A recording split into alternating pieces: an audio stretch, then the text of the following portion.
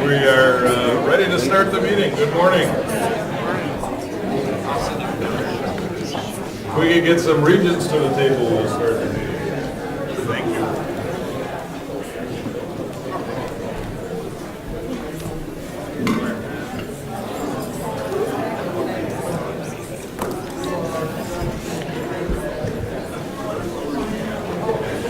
I'm afraid to call the roll. We won't have a quorum present.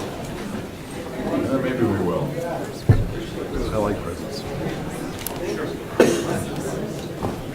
You get a present just for having a quarter. Executive Director Radu, will you please call the roll? Regent Bailing. Regent Bradley. Here. Regent Delgado. Regent Evers. Here. Regent Falbo. Here. Regent Farrell. Regent Hall. Regent Harsey. Here. Regent Higgins. Here? Regent Many Deeds. Regent Milner. Here. Regent Mueller. Regent Peterson. Here. Regent Pruitt. Regent Purath. Yes. Regent Vasquez. Here. Regent Walsh. Here. Regent Whitburn. Here. A quorum is present. Thank you. The minutes of the February and March 2015 Board of Regents meeting have been provided. May I have a motion to approve the minutes? So moved. Second. Any discussion? All in favor? Aye. Opposed? Carried. The reports of the Higher Education Aids Board, Hospital Authority Board, and Wisconsin Technical College System Board have been provided. Are there any questions or comments? Okay, thank you. I'd like to take this opportunity again to thank our host, Chancellor Sandine, for her generous hospitality both last evening and throughout our time here at the UW-Waukesha campus. Thanks also to Dean Harry Muir and his team for making our visit so enjoyable, and all the people back there that helped and made our job so easy. Thank you all. I know I speak for everybody. When I say this has been informative and enlightening to learn more about UW-Waukesha. In particular, we had some of the regents had a really nice time this morning at breakfast with some of the campus students, and they are so appreciative of the campus. It was great to hear. A heads up, later this morning we will be presenting our Regent Teaching Excellence Awards, so we can expect some movement in the gallery as people arrive. If we have any guests here already, on behalf of my colleagues, I'd like to extend a warm welcome.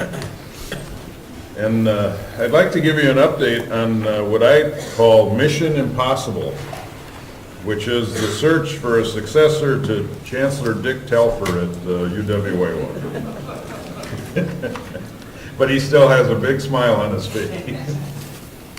The Search and Screen Committee is currently in the process of selecting a group of semifinalists who will be interviewed in the next week or so.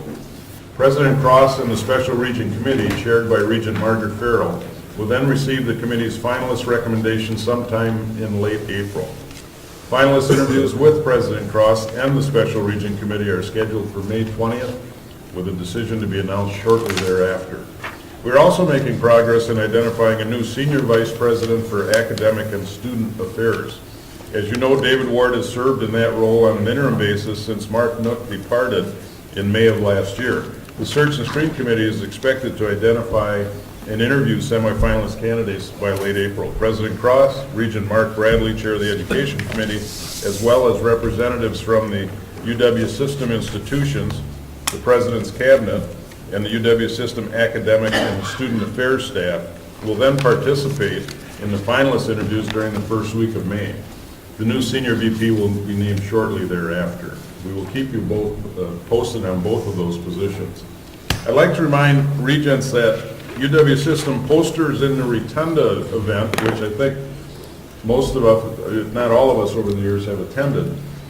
A celebration of undergraduate research is coming up on Wednesday, April 22nd in the state capitol. We know that the academic research done on our UW campuses has a major impact on the state's economy, and students are increasingly part of that. This event is now in its 12th year, and it's a wonderful showcase of the many and varied research endeavors taken on by our student researchers and their faculty advisors across the system. It's also a very popular opportunity to join other UW representatives in making legislative visits. So I encourage you to mark this event on your calendar and please join us there. That concludes my report, and I will turn it over to President Cross. Thank you, Regent President Felbo. Good morning. At this time, I'd like to share some news from around the UW system. There is a lot of good work being done, and we can, of course, all take pride in that. Researchers at UW River Falls are advancing the field of cancer research. Biology professor and Regent scholar Timothy Leiden's project builds a living biopsy of tumor tissues, letting doctors develop and test individual cancer treatments. Dr. Leiden is collaborating with private industry like the Marshfield Clinic and Microscopy Innovations to further refine the process, and expects to launch the technology in a new spin-off company, Artificial Tissue Systems. The U.S. Department of Education has awarded UW-Stout a grant of nearly $1 million to help address the need for more vocational rehabilitation counselors. Stout's master's degree program in vocational rehabilitation trains students to aid those with disabilities in starting or returning to the workforce. The degree is offered on campus and online and boasts a 95% job placement rate. It was revealed last month that UW-Madison professor Yoshihiro Kawako and his team have developed an effective vaccine to stop Ebola, which has claimed over 10,000 lives worldwide in its most recent outbreak.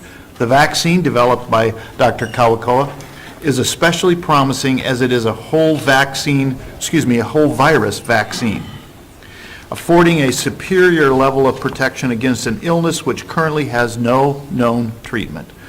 While the vaccine is proven safe in primates, human trials will be necessary to bring this life-saving research to those who need it. Very exciting indeed. While UW-Madison works on treating Ebola, UW-Milwaukee is improving our ability to test for it.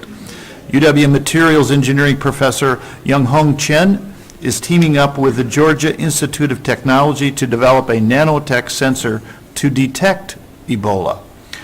Detecting Ebola proteins with a simple spit test, giving health officials the tools to rapidly detect and contain the deadly virus.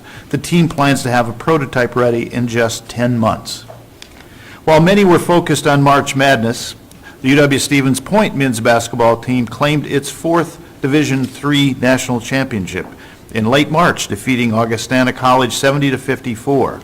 UW-Stevens Point is now one of 4 teams in Division III to win 4 national titles in men's basketball. Congratulations to Coach Alex Richard and his team. Not to be outdone, UW Lacrosse claimed national championships in 2 sports. The UW Lacrosse women's indoor track and field team claimed its first NCAA Division III championship after multiple previous second-place finishes. In addition, the Eagles gymnastic team captured its 16th national title with the second highest team score in history, that record being held by UW-Whitewater. UW-Parkside and Gateway Technical College have just signed a transfer agreement that extends their current 16 partnerships to now include Gateway and Information Technology programs. The new agreements between Gateway's Information Technology Department and UW-Parkside's Business Department will enable Gateway graduates to transfer up to 57 credits, which could be applied to UW-Parkside business majors and enter the university with junior academic standing. Efforts like this are providing more educational and career opportunities and a faster pathway to a 4-year bachelor's degree. A team from UW-Barron County recently claimed the 4th place Legacy Trophy at the Rube Goldberg National Competition in Columbus, Ohio. Each team submitted an incredibly complex machine with dozens of moving parts in an attempt to complete this year's Rube Goldberg challenge of erasing a chalkboard. UW-Barron County's machine allowed for the maximum of 75 steps to complete this task. It's all about making the simple complicated, which is what we do, isn't it? So, UW-Whitewater students and faculty are taking a 7,000 light-year trip, at least with their eyes and minds. Physics professor Robert Benjamin was approved to utilize the Hubble Space Telescope for a total of 21 hours to study galactic winds, which may hold the key to determining the future of our galaxy. Competition to use the Hubble, arguably the most famous telescope in the world, is fierce. Less than a quarter of proposals are accepted, so this is an incredible opportunity for UW-Whitewater students and faculty. UW-Eau Claire's forensics team has extended its state championship streak to 31 years. The competitive speech team, founded in 1944, thought it was vying for its 23rd straight championship this year. Already pretty impressive. When tournament records were discovered that showed Eau Claire's win streak actually stretched over 3 decades, best of luck to the team as they now head to nationals, where they routinely place in the top 10 in the country. Pretty formidable team. UW-Milwaukee was recently awarded a National Science Foundation grant to create an innovation core site, an I-Core site, whose purpose is to nurture and support multiple local teams to move their technology concepts into the marketplace. The initiative will leverage the existing partnerships among 5 universities in the region: UWM, Marquette, the Medical College of Wisconsin, Milwaukee School of Engineering, and Concordia University. The I-Core grants recognize the great stuff UWM has already been doing and also offers a gateway to new resources. UW-Platteville was ranked the best university in Wisconsin for return on investment for its students by compensation researchers at payscale.com. The ranking showed a bachelor's degree from UW-Platteville had a 20-year return of over $467,000, over 7 times the total cost of earning a degree. Kudos to UW-Platteville. UW-Madison has just been informed, in fact, Becky informed me this morning, they've received word that 2 of their students have been named Truman Scholars. This is a highly prestigious and competitive federal scholarship granted to junior college juniors for leadership potential and commitment to public service. Congratulations to UW-Madison for those scholars, which I think also should remind us to congratulate them on a wonderful push to the Final Four this year, and they made us all proud. Truly student athletes. That's my report, and I'll switch now to the student spotlight. It's my pleasure to introduce you to Matthew Schneider, a sophomore here at UW-Waukesha. And Matthew, if you'd come forward and be seated up here. Matthew graduated from Menominee Falls High School in 2011, and like many young people, took some time off before deciding where he wanted to go to college. But I'll let him tell that story. Matthew? Well, if you wouldn't mind, could I speak at the podium perhaps? Sure, you may. I figure everyone's out here, so.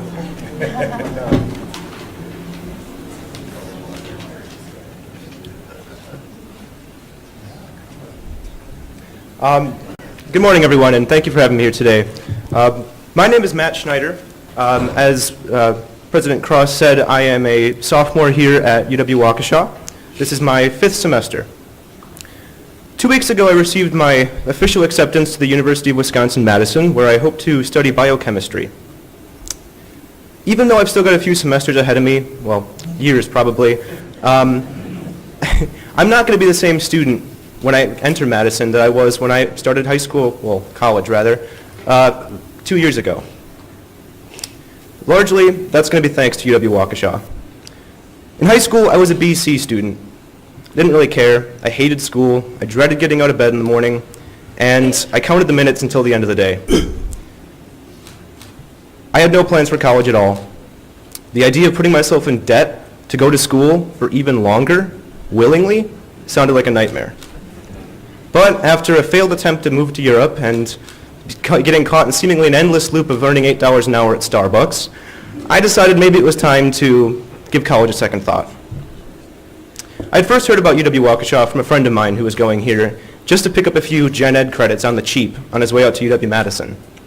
The low tuition costs combined with the kind of transferability of the credits were what ultimately made me, after a year and a half out of high school, take the plunge and enroll here. I didn't have very high hopes for the place. I figured it's just a tiny commuter school where I only had to go there because I wasn't smart enough or rich enough to go to a real four-year school. I had no idea what I wanted to do, so naturally I said I wanted to be an engineer.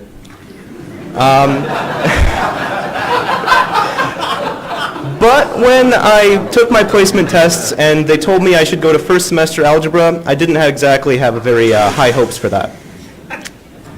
But then something kind of crazy happened.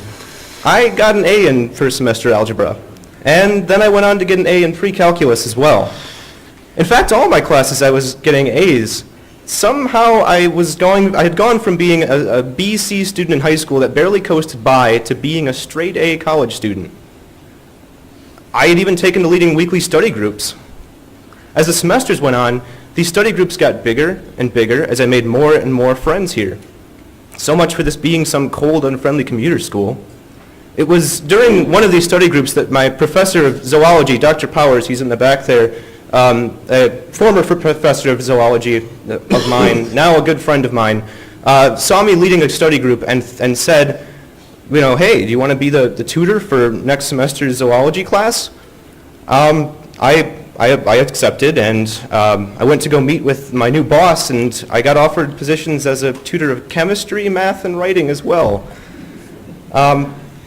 Really, tutoring here has proven to be the most rewarding experience I've ever had. There really aren't words to describe the feeling you get when someone that you've helped comes running up to you in the hallway, beaming, showing you the chemistry test that they just totally rocked. I'm not the same student that I was in high school. I never really dreaded getting out of bed anymore, save for days like yesterday. And really, I end up staying late most days.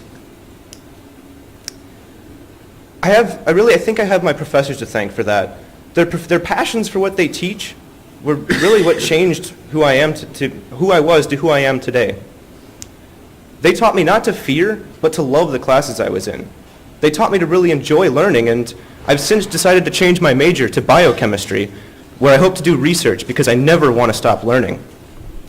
I try to think back to that passion that my teachers have every single time I'm working with my students, because I know how powerful, firsthand, that attitude can be. UW-Waukesha has had an overwhelmingly positive effect on my life, and it's for that reason that it's a little bittersweet that this is my last semester. I'm going to miss all the friends that I've made here. I'm going to miss all the professors whose passions for what they do is downright contagious. It's these same professors that have led me to think that maybe one day I wouldn't mind teaching a class or two of my own, which is a dangerous idea because apparently education is a really, really bad way to put your college degree towards. But I have decided that I would love to go back and be a teacher someday after I spend a fair amount of time in the world of biochemical research. As I get ready to go to Madison, I wonder, what's it going to be like? I've really come to expect my classes to be really closely knit and really almost personalized. I've come to expect my professors to know me by name and be able to put my name to a face. Is that going to happen at Madison? Who knows? But my time here at UW-Waukesha has made me no stranger to having my expectations utterly exceeded. Thank you.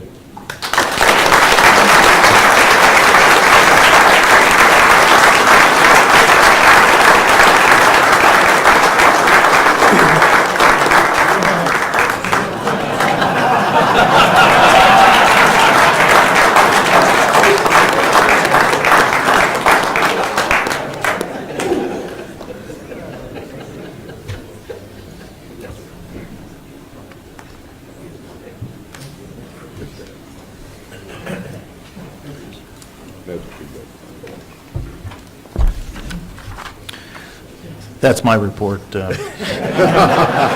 He covered it all. Yes. Thank you, Dr. Cross.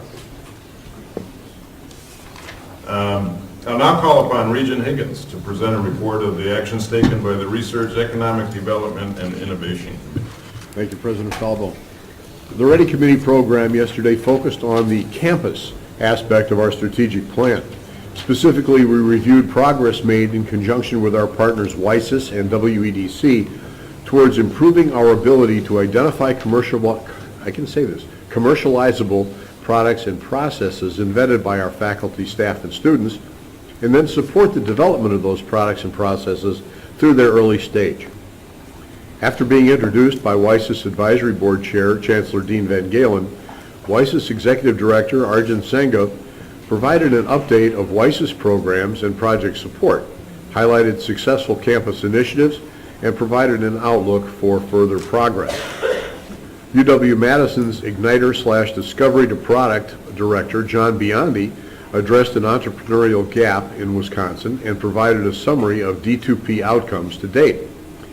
Lisa Johnson, WEDC's Vice President of Entrepreneurship and Innovation, updated the committee on current initiatives and programs with a focus on WEDC's efforts to collaborate with the university and state businesses to foster entrepreneurial activities and business innovation and to speed the time from idea to product commercialization across the state. And finally, UW Extension Provost and Vice Chancellor Aaron Brower highlighted his organization's commitment to community and business development in the Wisconsin idea. Mark Lang, Executive Director, Business and Entrepreneurship, provided an update on UW Extension efforts to deliver business and entrepreneurship education services through various programs across the state. Al Leidinger, President of Waukesha-based Matheson Manufacturing, presented a new business intelligence program that supports Wisconsin's second stage companies. That concludes my report, Mr. President. Thank you. Could you stretch? I'm not ready. I'll now call upon Regent Bradley to present a report of the actions taken by the Education Committee. Thank you, President Falvo. We had a very interesting presentation from UW Extension and UW Colleges. Both of the provosts addressed us. Aaron Brower talked about three main drivers that are presenting challenges and opportunities in higher education, those being financial, economic need, and technology. He observed that the student body is changing, and if I would suggest that you ask Aaron for a copy of his PowerPoint presentation, because he has some very interesting data in there about where our student body is coming from in the future, and the overwhelming number of them that are the shift to non-traditional students, that in the future we are not going to be educating what we've always thought of as the traditional student. His data was quite eye-opening and would inform discussions with people who make funding decisions for our challenges ahead. Fortunately, UW Colleges and UW Extension have some very good plans to make education more accessible to these new populations and to deliver more classes in blended online and face-to-face delivery formats that will allow students to earn what Aaron described as stackable credentials and to also personalize their education. We also heard from Provost Greg Lampe. He focused his remarks on the UW College's Bachelor of Applied Arts and Science degree that we authorized. That is being delivered in partnerships with 6 UW System comprehensive institutions and 6 technical colleges. They're currently enrolling 90 students, and this degree completion program primarily caters to the need of working adults. This BAS program is at its capacity now and is planning to expand the number of participating campuses and its regional outreach after it completes its first 5-year review. Greg also mentioned the Associate of Arts and Science degree and Curriculum Reimagining project. This is a 2-year project. It's faculty-led and informed by national best practices in curriculum design, hopefully leading to better access, affordability, and transfer opportunities. We heard from Interim Senior Vice President Dave Ward. He updated the committee on the UW Systems College Readiness Development Education webinars, which are scheduled for fall of 2015. These are intended to improve the dialogue between K through 12 and the university system. Topics covered will include admission issues, placement testing, and alignment of learning outcomes in math and English.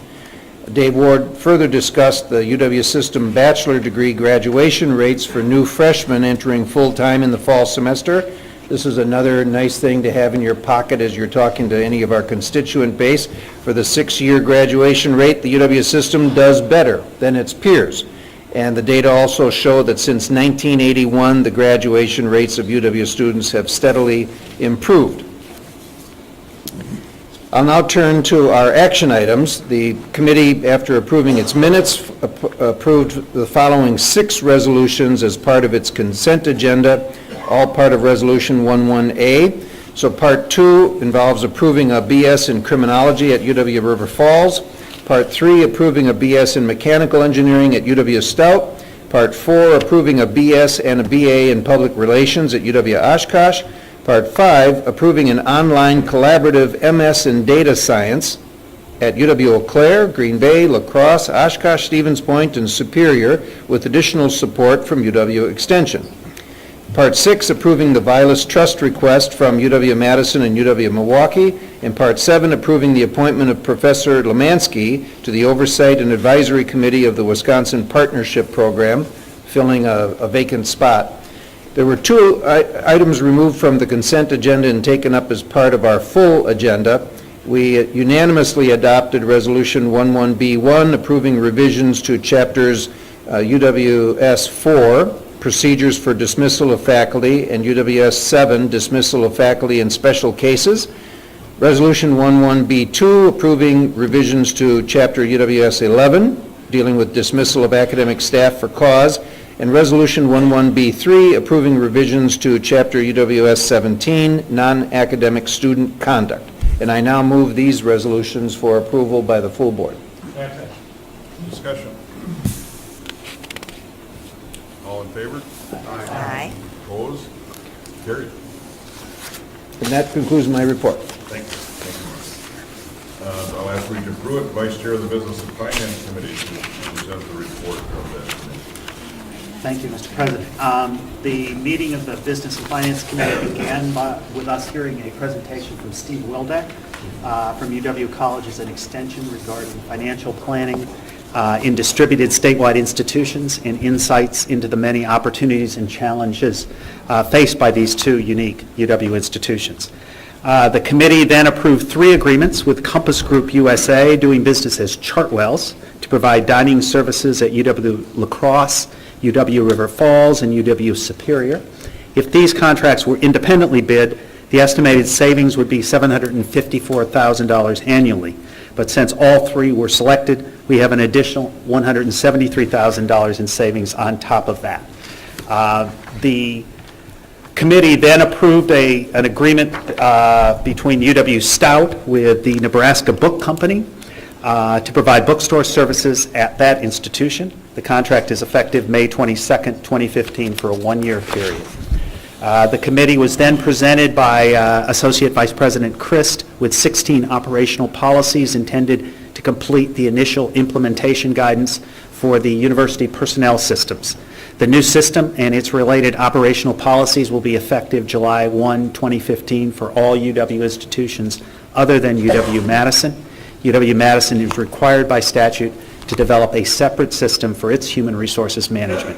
These policies were presented as information only and were intended as the implementation guidance required under Board of Regents policy. The committee then approved tuition changes in selected non-resident, graduate, and professional programs at UW-La Crosse, Milwaukee, Parkside, Platteville, River Falls, Stevens Point, Stout, and Whitewater. The changes were being sought to bring rates closer to market rates for these programs and provide enhanced revenues to aid in managing anticipated cuts in state support. No changes were being sought for resident undergraduate tuition rates under these requests.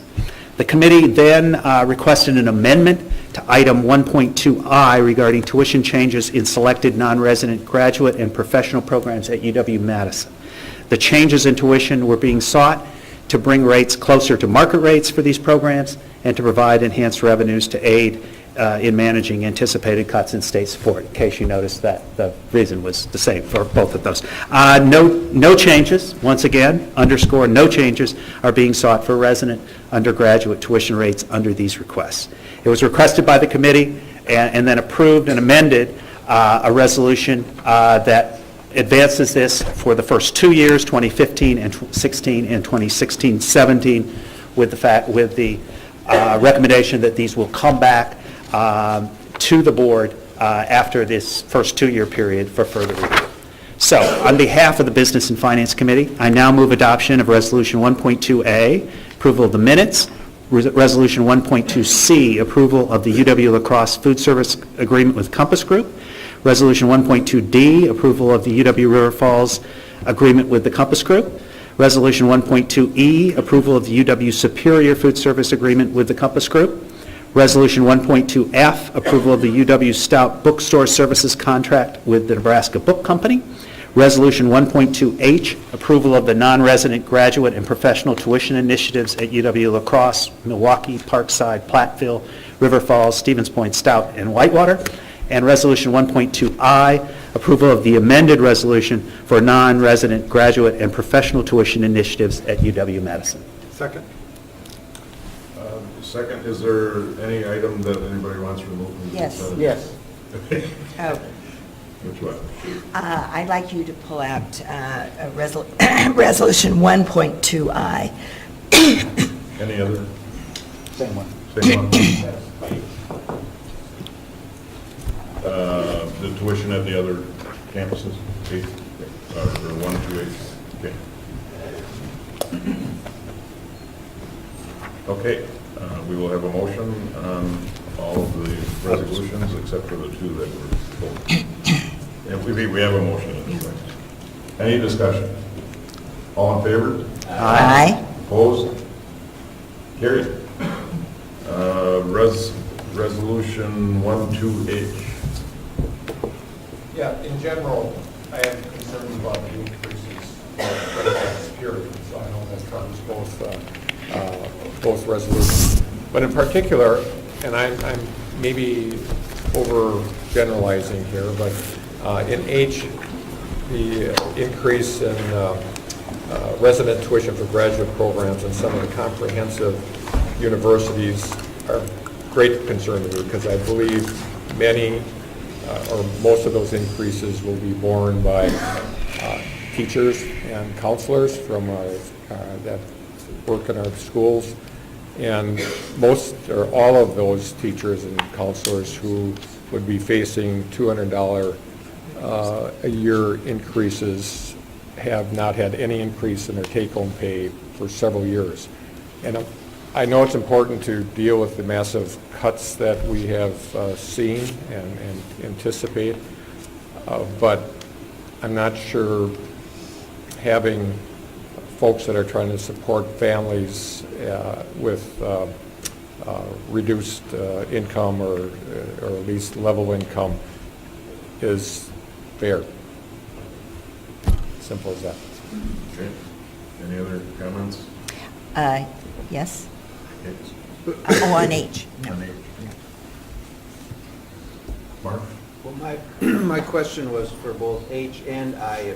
If somebody could, I wasn't at the meeting, obviously, if somebody could comment about where these increases put us in relation to the competition. I mean, does it put us at the midpoint? Does it put us in the, in the top 10%?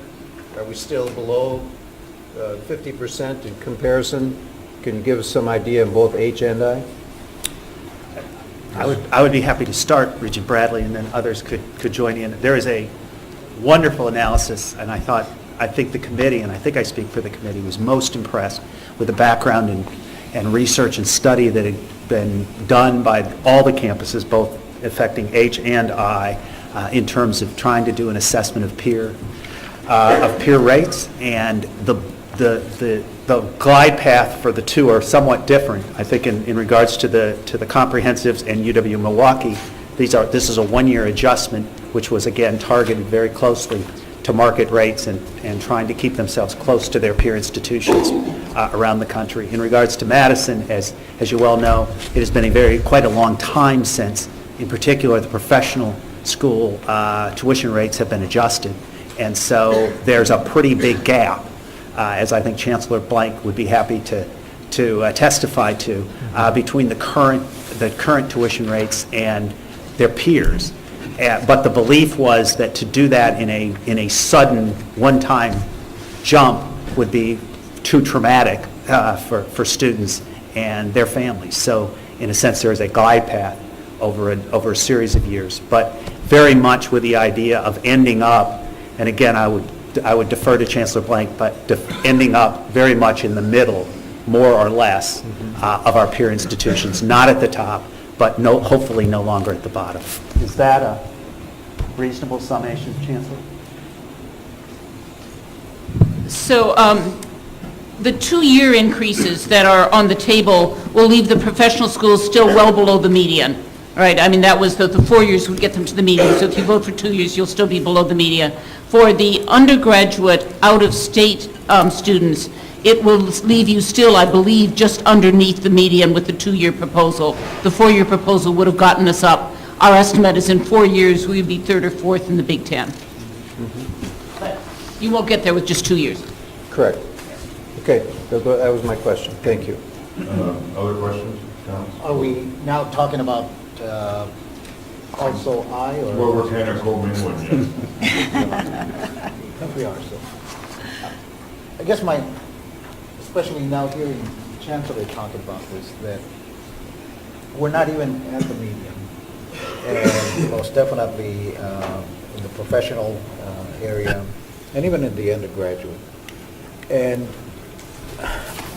it's frustrating when we are faced with these cuts. And we are putting forward, our chancellors are putting forward some solutions that really will help, but most definitely not completely erase the cuts. I don't understand what are we expecting that will be of significant new revelation in 2 years. I'm specific to Madison, to I here, that we don't know today, that we cannot just simply say, let's go for the 4-year plan. It's puzzling to me.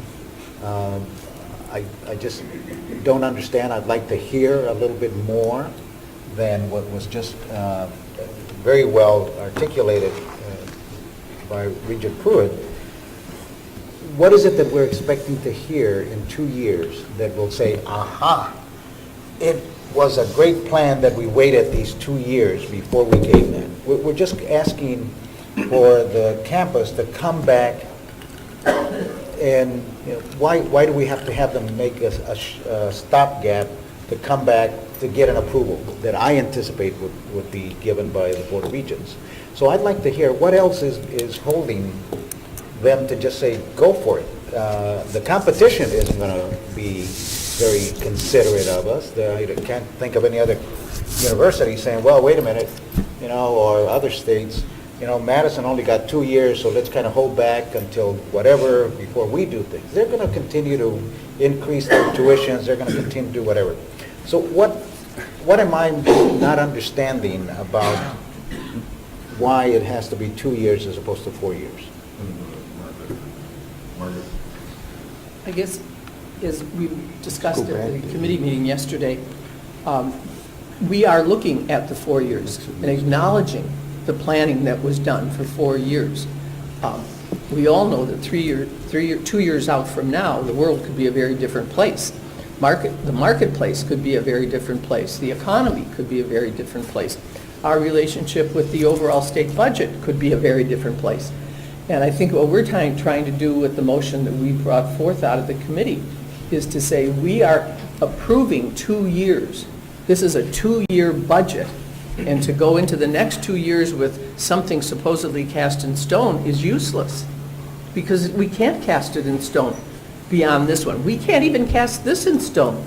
We're approving this, but it could evaporate by the time the budget is finalized. We don't have that complete control over our future of any of our campuses, including Madison.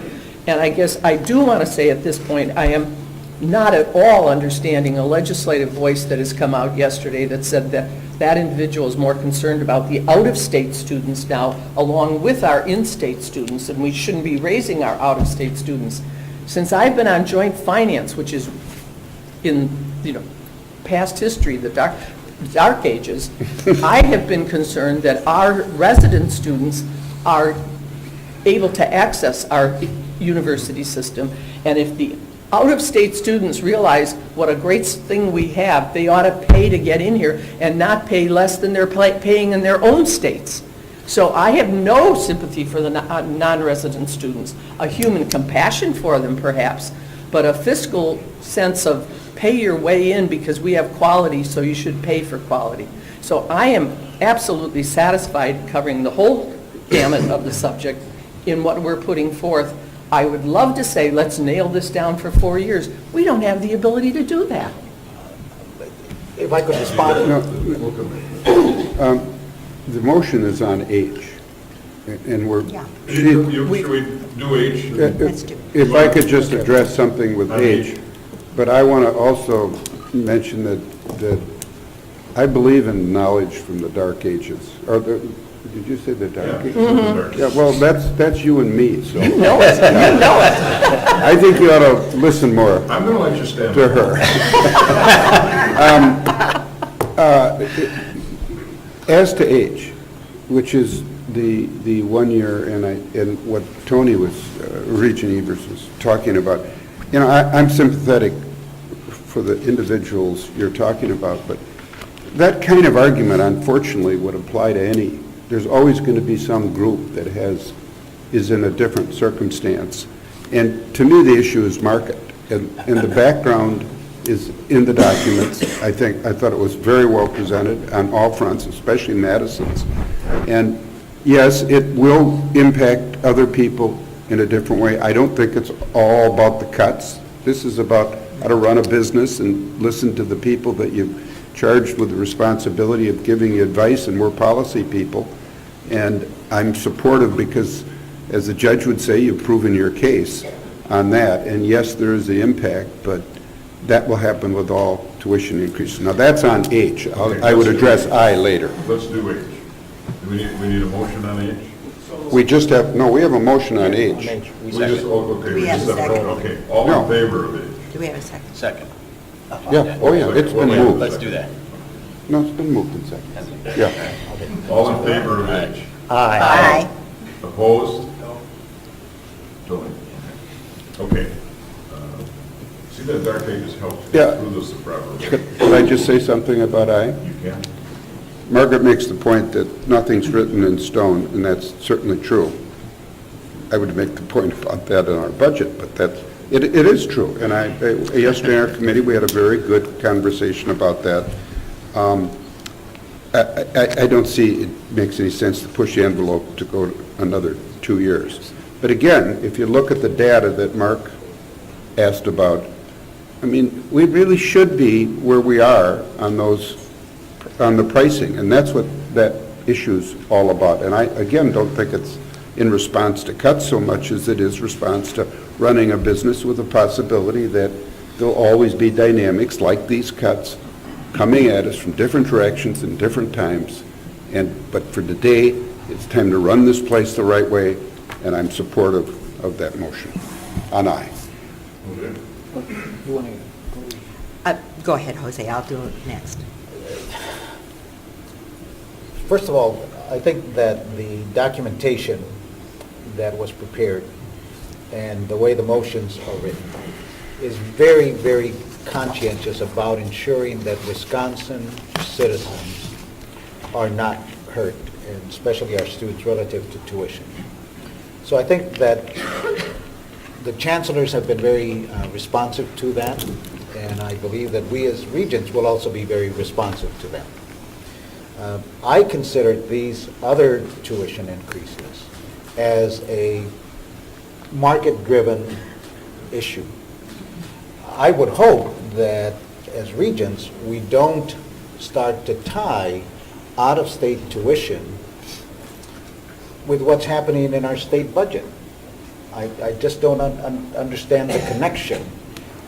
Are we saying that when we have a great economy, and let's say that, thank God, the state wants to give us more money, that would give us reason to lower out-of-state tuition and charge less just because we're having a great state budget?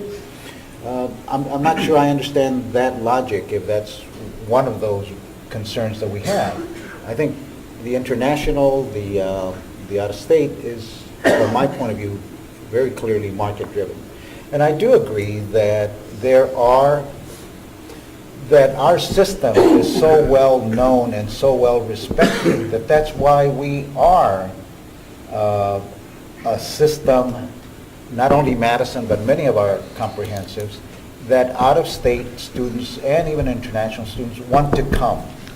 And if they understand what our price is, which as I'm hearing, it's still way below the medium, or below the medium, they're going to pay for it. So why should we deprive ourselves, and in particular those campuses, of that revenue when it will be paid? And I have no fear that that's going to hurt our students. I think that that's going to benefit our students. So just to me, the logic of having to have one extra step, that they're going to come, they're going to have to prepare all sorts of documentation, that again, I just cannot see something so uniquely happening between now and 2 years from now that, folks, we're acting like a big bureaucracy. We want you to fill form X, Y, Z in triplicate before we do this, and if you don't do it in the right manner with a black pen, then you got to send it back so that it's in blue. It's a cumbersome thing. Well, Let's just approve it for the 4 There are years. some people that would address. Thank you. Thank you, President Falbo. I wasn't able to be part of the discussion at Business and Finance, and I feel very keenly about this issue. So I went back to my room and I put down some thoughts, and I want to have those thoughts carried through because I had an opportunity to observe and watch while the deliberation went on and the work was done to establish the analysis that was done by all of our campuses on this tuition. I feel very keenly about affordability. I feel very keenly about sensible market policy for tuition, both in-state and out-of-state. And so if I could share a few remarks, I'm trying to be not quite from the dark ages, so I'm minorly so. But first, I really want to thank the Chancellor and her staff for for their careful work and thoughtful deliberation to put this proposal into effect. We have to all remember that affordability is at the forefront of our national dialogue on higher education, and it's for good reason. Here in Wisconsin, we have made a strong commitment for affordability for all of our students, with a special emphasis on our in-state students. Today's proposal is a reflection that as costs go up, we need to remain affordable and competitive for our in-state students. However, our in-state students shouldn't be asked to subsidize out-state students. We talk about market, and that's part of it. But let's get down to a basic. Is it fair for our in-state families to subsidize out-state families if our out-state tuition isn't market rate for what the quality of what we're bringing? They shouldn't be asked to pick up a higher proportion for those out-state students. And the gap between our out-of-state tuition and the state tuition in other states is growing. And on that absolutely puts a burden on our state resources, and part of the reason we're in the dilemma we are is because we have a burden on our state resources. I support the Chancellor's efforts and the proposal that's before us, and caution that those who would criticize her, or perhaps worse, personally attack her, that we're in a global market, and we have limited resources. And our desire to remain as affordable as we possibly can has to be measured with our desire to be competitive within that market. So, thank you. I'll go back to my old-fashioned and join the rest of you in my pen and my... I just had a quick response to Regent Vasquez, and I think we're all in agreement. We've had this conversation on out-of-state tuition and professional tuition increases for quite some time. It's been very well articulated precisely why we're doing this. I think the board is strongly in favor of this. I think the reason why we have to look at this 2 years from now is quite likely 2 or as many as 5 members of this board may not be members. So again, when we think about the responsibilities of the Board of Regents, this is in the best interest of the taxpayers, the best interest of our in-state students, the best interest in a global marketplace for idea advancement. So I think that's perhaps the most appropriate reason why we're bringing this back. I don't view that as bureaucratic. I view that as a responsibility of the board.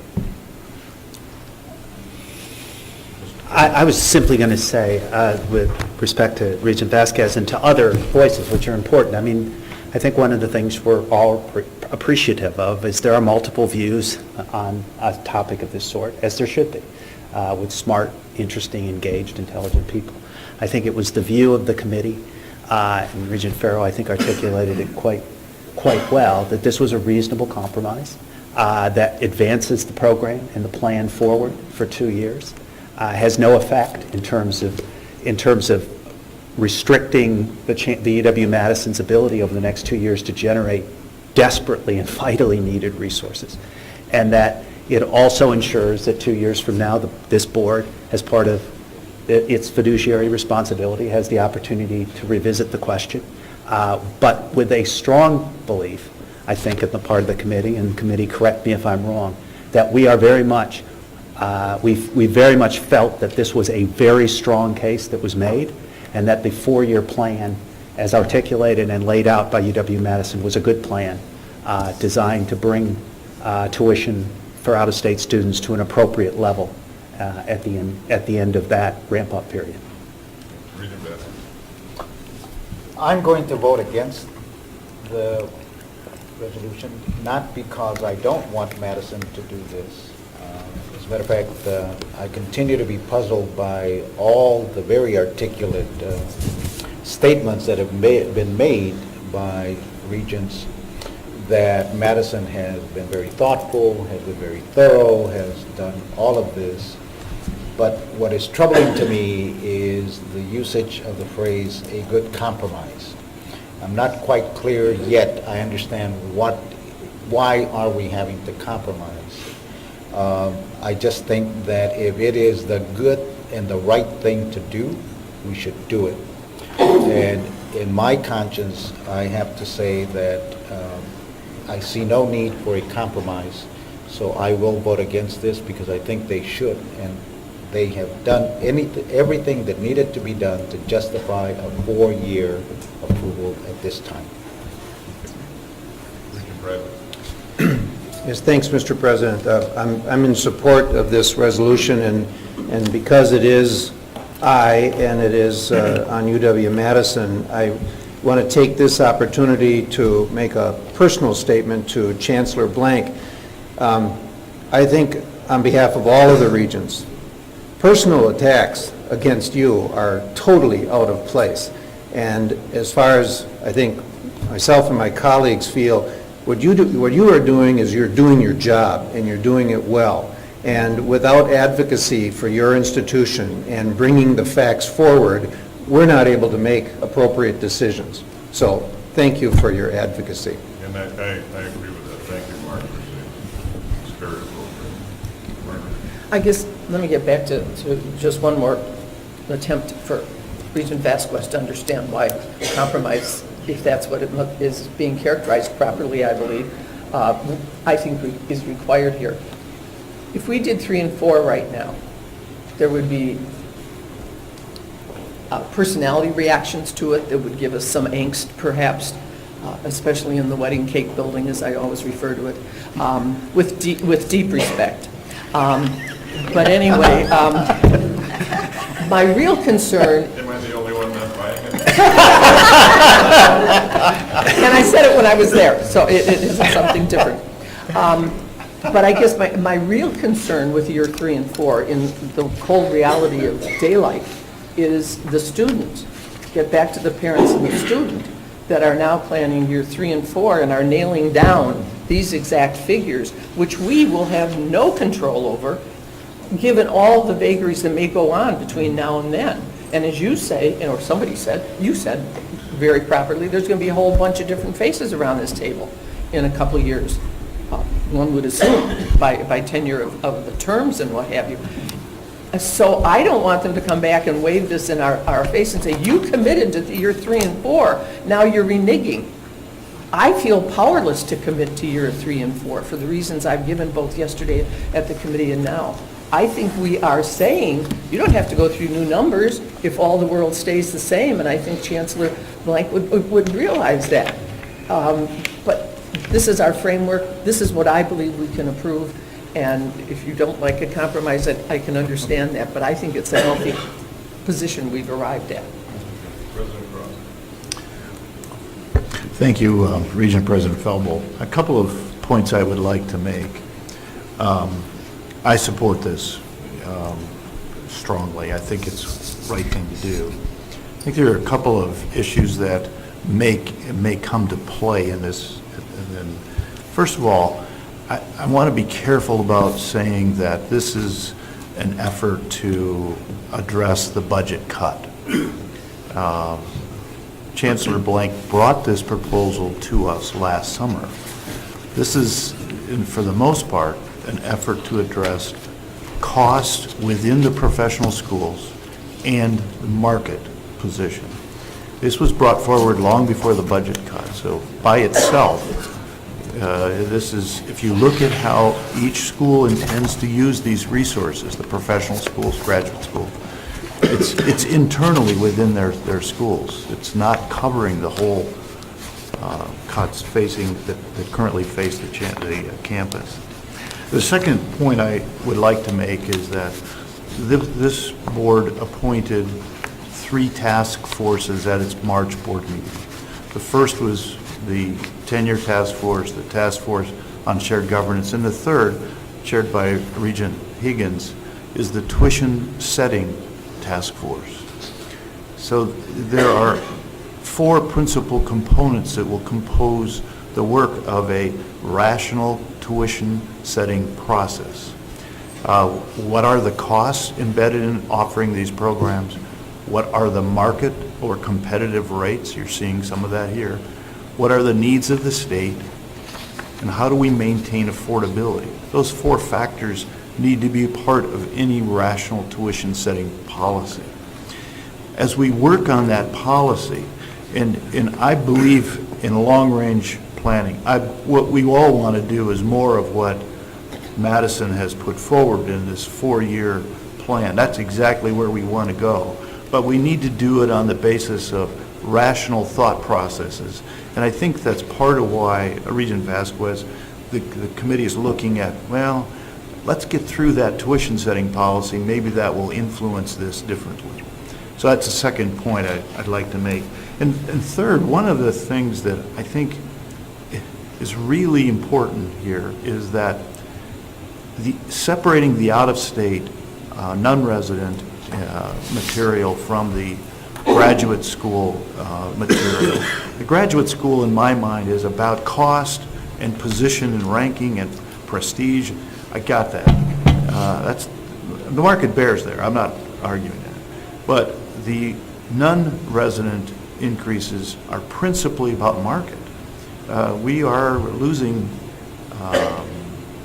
We are losing money simply because we are much better than in the rankings than our competitors are, yet they're charging more. Why is that? I don't know exactly what the increase in applications at Madison has been in the last 5 years, but it's practically, outstate applications have doubled practically. And I know that when Connecticut won the NCAA championship the first time, that their applications nationwide doubled.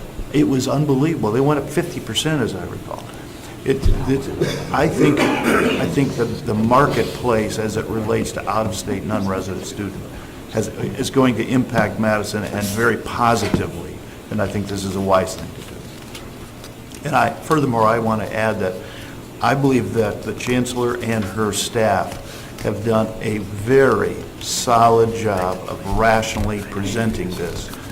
And I am miffed at the ad hominem personal attacks that have happened, and I think they're unnecessary, and I want to stand with the chancellor in support of this. Okay.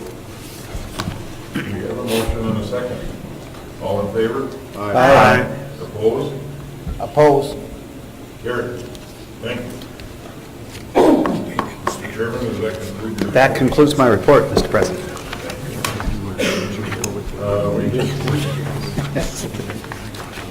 Monica is doing the very controversial capital planning and budget committee report. The Capital Planning and Budget Committee unanimously approved the minutes of the February 5th, 2015 committee meeting along with the following 10 resolutions. Resolution 1.3C brought by UW-Milwaukee requesting authority to sell excess property of a commercial office space condominium unit located in the Plankinton Building on West Wisconsin Avenue in Milwaukee. The space is no longer needed and proceeds of its sale will be utilized to pay off the debt for the original condominium purchase. Resolution 1.3D brought by UW Stevens Point requesting approval of the design report for the chemistry biology science facility project and authority to increase the project and increase the budget and construct the project. This project will construct a 176,500 GSF chemistry biology science facility to provide functional contemporary space for classroom, teaching and research labs, offices, and associated support space. Following completion of this project, the existing science building will be used for less intensive space requirements that address campus deficits in its academic programs. Resolution 1.3E brought by UW System requesting authority to construct 4 all-agency maintenance and repair projects with an estimated total cost of $4.3 million, 3 at UW-Madison and 1 at UW-Oshkosh. These projects focus on roof replacements, safety upgrades, storm drain replacements, and energy conservation. Resolutions 1.3F1 through 1.3F4. The committee reviewed several Regent policy documents and approved the removal of the following policies that are outdated. 19-2, Parking and Transportation Planning. 19-3, Auxiliary Enterprise Reserves. 19-6, Distribution of Biennial Minor Project Allocations. And 19-11, Auxiliaries Infrastructure. Resolutions 1.3G1 through 1.3G3, brought by UW-Milwaukee, requesting approval to enter into lease of space agreements with the UWM Real Estate Foundation for the purpose of providing housing space at the Cambridge Commons and Riverview Residence Halls, and to provide 456,000 GSF of housing and academic space at the Kenilworth Square facility. In regard to the Kenilworth facility, the university requests that the approval be granted for the Board of Regents to enter into a new ground lease and the Department of Administration to enter into a new operating lease on behalf of UW-Milwaukee. The execution of a new lease at the Kenilworth site will allow UW-Milwaukee to significantly lower its leasing costs without the need to acquire the property. The committee also heard a UW College's presentation concerning facilities partnerships with counties and cities. Vice Chancellor for Administration and Finance, Steve Wildeck, stated that the 17 governmental partnerships comprised of 14 counties and 3 cities provided about $12 million to UW colleges in 2014. Associate Vice President Alexandra Rowe reported on recent building commission actions and informed the committee that staff is working closely on the 2015 through 17 capital budget request with the Department of Administration as they analyze the UW Systems budget request. Ms. Rowe also reported on a delegated gift fund project undertaken at UW Superior, which renovated a portion of the Lake Superior National Estuarine Research Reserve Administration and Laboratory Building, using $432,000 of grant funds. On behalf of the Capital Planning and Budget Committee, I now move approval of the resolutions. Second. Any discussion? All in favor? Aye. Opposed? Carried. Thank you, Regent Curran. I'll call on Regent Whitburn to present a report of the actions taken by the audit. In addition to our routine business and updates, the Audit Committee took steps yesterday to update the charter of the Office of Internal Audit to square with the Board Audit Committee charter approved in connection with the establishment of our freestanding Audit Committee back in 2013. These modifications in the office's charter conform now to the international standards for professional practice of internal auditing, we should now have the foundation in place for best practice internal audit operations going forward. As you know, we've had an RFP on the street to facilitate the selection of an outside firm to provide the UW system with a waste, fraud, and abuse hotline, something that other Big Ten schools have, something that our system has lacked. The selection process was successful in the hiring of a firm called Network Inc. It's a company with a broad national experience with such hotlines in the higher education space. The hotline will be implemented system-wide by mid-May. Regents who were on the board in 2013 when we established the audit committee and approved its charter will recall that the board's intention, once our chief audit executive had been recruited and had settled in, was to bring audit staff from throughout the system under the oversight of our system-based chief audit executive. This action affects 17 staff and 6 open positions system-wide. And this structure is consistent with our Big Ten peers, where, by the way, our chief audit executive now has become quite active in participating in their activities since settling into her position. The shift of these positions to system staffing will occur at the beginning of the fiscal year, which of course is July 1st. So consistent with our actions yesterday, I would move approval of resolutions 15B and resolution 15E. Second. Discussion?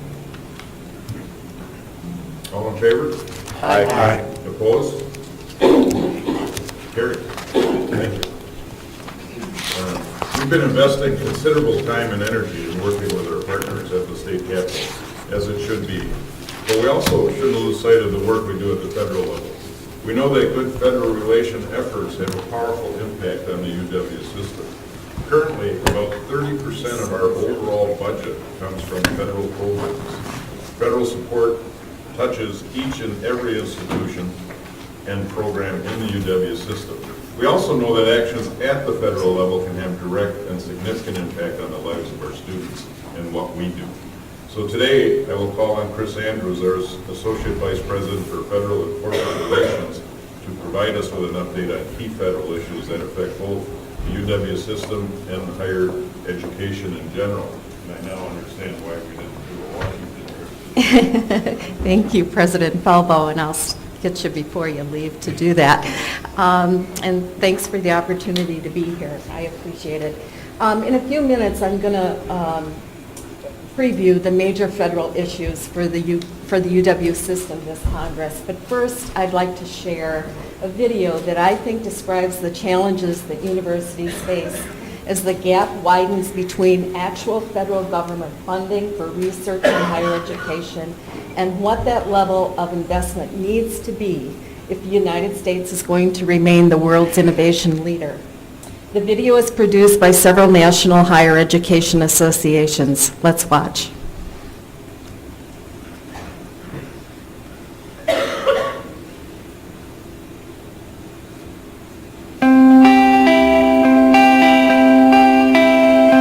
Americans are worried about our federal budget deficit. But people who worry about our country's economic health also need to understand that we're creating another kind of deficit in the U.S. that impacts every community and industry in the country, the innovation deficit. America's economy has been built on innovation and new ideas that create jobs and healthy communities. After World War II, our federal government helped the U.S. grow the world's strongest economy with strategic investments in education, science, and technology that made our country the world's innovation leader. Research funded by the National Science Foundation, the National Institutes of Health, NASA, and the Departments of Defense, Energy, Agriculture, and Commerce has led to life-saving vaccines, lasers, MRI, touchscreens, GPS, and even the Internet. In fact, more than half our country's economic growth in recent decades has been thanks to innovation, much of which has resulted from federally funded scientific research. Innovation has made the United States the leading economic power in the world. It's why new industries have their roots here in the U.S. and why the smartest people from all over the world want to be at our universities. It's the reason our men and women in uniform are equipped with the world's most advanced technology. But now, that's changing. Scientists and business leaders agree that a growing innovation deficit means the U.S. could lose its lead in science and technology, and once that lead is lost, it could be difficult to regain. So what is the innovation deficit?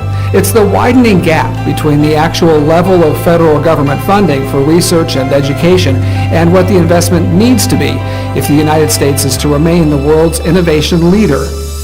Let's look at it another way. Every country has great minds. When we invest in those great minds by supporting education, science, and innovation, it leads to a strong economy. But if we cut back our investment while other countries grow theirs, we fall behind. Americans' investments in research and higher education are now flat or declining, while others, such as China, Singapore, Korea, and the EU, are dramatically increasing their funding in those areas. Federal budget cuts to science and education programs over the past several years, compounded by sequestration, helped create this deficit. If we don't address the innovation deficit, it will be impossible to grow our economy, overcome our budget deficit, and create the jobs of the future as the rest of the world makes great strides. And the stakes are high. What country will become the magnet for the world's best and brightest scientists and engineers? What country will create the next information technology industry or biotechnology revolution? Who will make the next big discoveries in medical treatments, devices, and life-saving drugs? Will the United States continue to be the innovation leader, or will we be just another competitor? If the United States is to remain the world's innovation leader, we must close the innovation deficit by growing and sustaining federal investments in scientific research and education. We need students and teachers who are challenged to think critically and ask tough questions. We need laboratories that have the resources to break new ground. We need great universities that attract and grow great thinkers. Together, we can make it happen. Please, tell your member of Congress to close the innovation deficit by supporting strong funding for research and education. America's future prosperity and national security depend on it. For more information, visit www.innovationdeficit.org or follow the conversation on Twitter with the hashtag InnovationDeficit.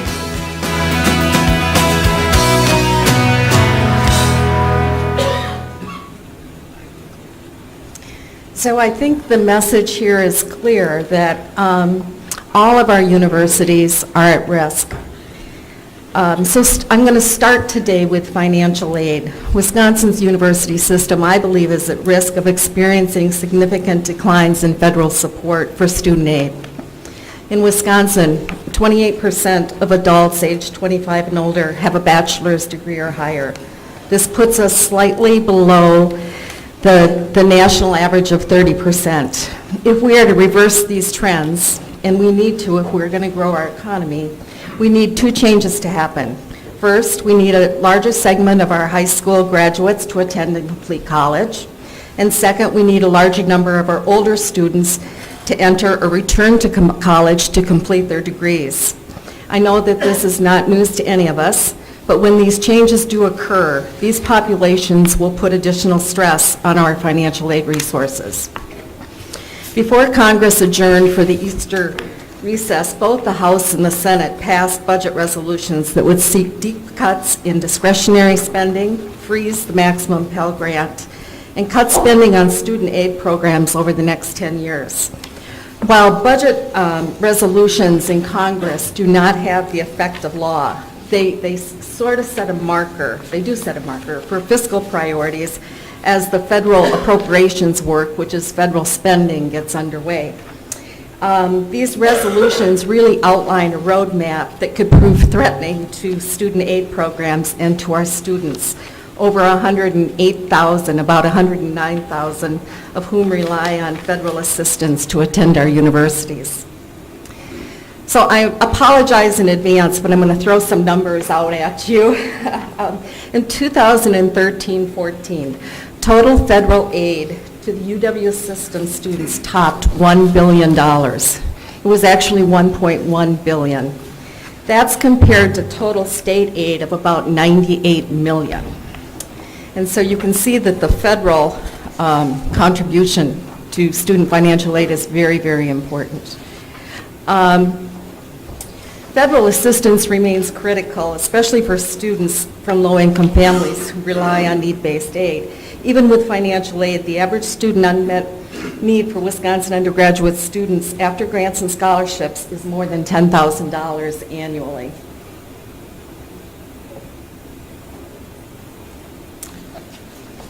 Decreasing state support has led to increased tuition in order to cover the cost to educate a student. These tuition increases, in turn, have led to higher levels of unmet need and loan debt. More than 124,000, or 69% of all students enrolled in the UW system in 2013-14 received some form of financial aid. Federal sources provided about 3/4 of that. Breaking those numbers down, there were more than, as I've said, 109,000 recipients of federal aid and nearly 54,000 recipients of state aid. And two of the federal programs that really have been critical in supporting students in the UW system are the Pell Grant Program and the Perkins Loan Program. They both are facing significant challenges at the federal level right now. So we'll go to the Perkins at risk. This is really our highest priority this congressional session, is continuing the Perkins Loan Program. It offers low-interest, subsidized loans to students. It dispersed almost $28 million to about 16,000 students in 2013-14. It's in jeopardy. If Congress does not take action to renew the program, it is scheduled to end after September of this year. And if it's eliminated, future students will lose access to these loans. They have favorable interest rates, they have repayment requirements, and loan forgiveness options. So we're working very, very closely with our congressional delegation. The Big Ten have all rallied around this issue, thanks to UW-Madison. Our student government leaders have spoken out in support of it, and I am also working with other systems of higher education to extend this program. It really is proven, it works, and our campuses each have skin in the game because they have about a 33% match of these federal funds. Pell Grants? Excuse me. Yeah. Chris, when you said it's proven and it works, what specifically do you mean by that? That it is a campus aid program that allows our aid administrators to be able to put together a package of loans for students. These are low interest, they're subsidized, or they're while they're in school, and our campuses have contributed 33% to this revolving loan fund that keeps these programs going. And the outcomes of the students who receive these, are they, when you say that they're working, how, I mean, I would assume that there's some correlation between those who receive the grants and retention or graduation rates or things like that? Yes. I can get you more information if you want it on that. Okay, thank you.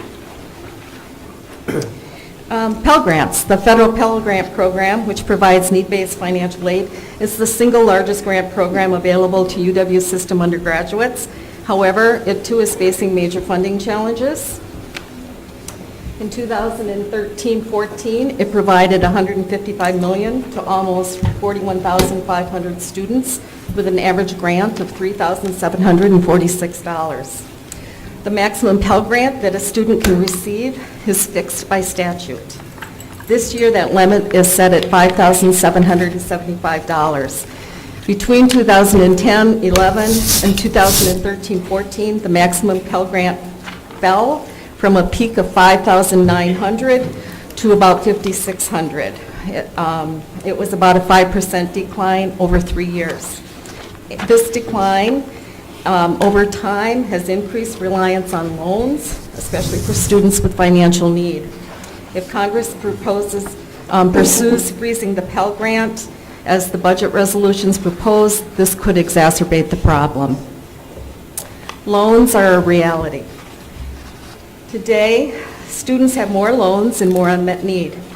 In 2013-14, 74% of Wisconsin students who graduated had outstanding loan debt. Their outstanding loan debt averaged about $30,500, which is slightly higher than the average for public colleges nationally. But some good news. Although the overall percentage of students graduating with loan debt has increased in the last several years, the 3-year default rate of 5% for UW students remains low compared to the national average of 13% for 4-year public colleges. So our graduates take their responsibility to pay very, very seriously. That's why programs like income-driven repayment plans and loan forgiveness makes it easier for students to deal with their debt.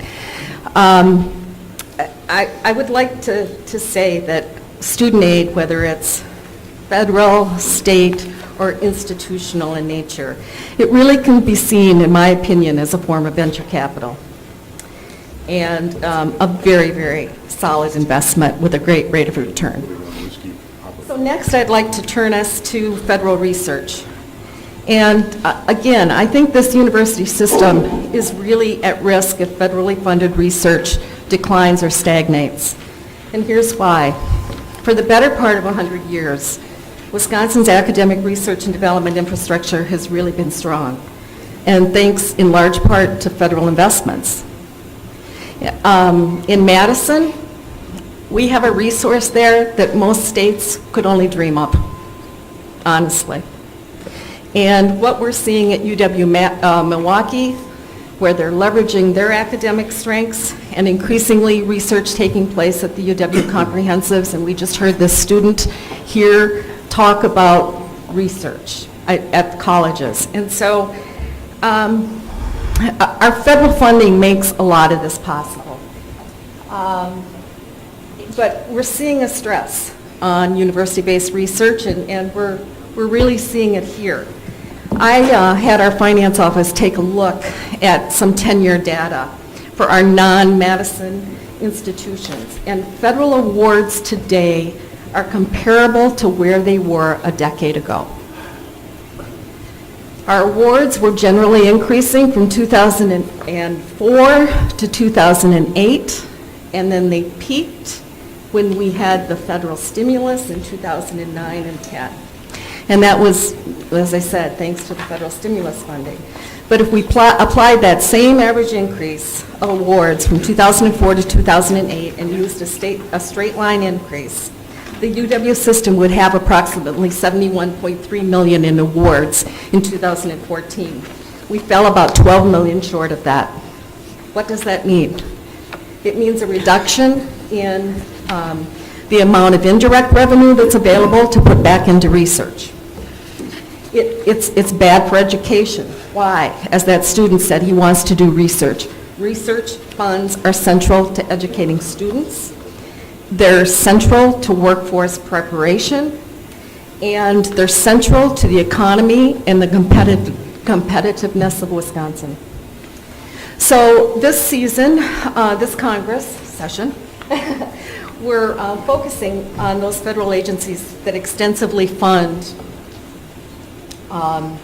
University of Wisconsin research, including the National Institutes of Health, the National Science Foundation, the Department of Energy, and the Department of Agriculture. The National Institutes of Health is the world's premier biomedical research funding agency. In 2013-14, UW-Madison received $317 million, or 55% of its federal research funding from the Department of Health and Human Services, much of it from NIH. Taken into account biomedical research inflation, NIH's funding is 20% lower today than it was a decade ago. We can already see the impact that that is having with dramatically lower grant application success rates and less money available for new researchers seeking their first grant. The Department of Energy Office of Science. It's the nation's premier supporter of basic physical science research. As you know, the Great Lakes Bioenergy and Research Center is located on the UW-Madison campus. It's the largest grant on the UW-Madison campus. It is one of 3 bioenergy research centers established by the Department of Energy, and the center's researchers, including researchers at Stevens Point, are working to meet the nation's need for a comprehensive suite of clean energy technologies. This federal research laboratory supports 400 researchers, students, and staff. Its scientists just celebrated their 100th patent application. So just the tip of the iceberg for what sustained support for federal research can accomplish at a university like Madison and in a state like ours. A recent study showed that for every federal dollar spent on publicly funded agricultural research, 20 or more is generated in the U.S. economy. These investments also help grow and support Wisconsin's agricultural economy, which is valued to be more than $88 billion annually. UW System's capacity in agricultural research and cooperative extension programs, which I understand Chancellor Sandine spoke very eloquently about yesterday. Every county in the state, 72 counties, they're on 3 tribal nations. And on many campuses, that is made possible through USDA capacity funding. There's a small part of that is at risk right now. They're looking to change that to a competitive program rather than a formula-based. We are very fortunate that we get formula-based funds to support those programs, and we will continue to work with our sister land-grant institutions to ensure that they continue to be formula-based. The other issue we're working on through the Ag Bill is to include in the budget $4.5 million for capacity building at the non-land grants. Our non-land grants, there are 60 in the country, and they have never had capacity building funds. Through the work of, and really under the leadership of the UW River Falls campus, we have been able to secure a small amount of funding, which has brought more funding back to Wisconsin, and we'll continue to work on that with our delegation. As the video noted, our global competitors are increasing their financial support for science and engineering. And the rate of that growth has really been flat in the United States. In the most recent federal fiscal year, UW System institutions attracted 13% of federal research funding from the National Science Foundation. It's the only federal agency charged with the promotion of scientific progress across all science and engineering disciplines. I think we heard from President Cross about UWM's success just recently with an NSF I-Corps grant. NSF is also funding undergraduate research initiatives because one of its primary goals is to give undergraduate undergraduate students these research experiences. But NSF in the last 5 years has lost about 6% of its budget using constant 2014 dollars. It's happening at a time when NSF funding touches each and every institution in our UW system. And so I will leave this topic that the return on investment in federally funded scientific research is high. Disinvestment on the part of the federal government could really undermine our competitiveness. I want to spend just a brief moment on undergraduate research. Oh, I am. The worst part is my notes are glossy.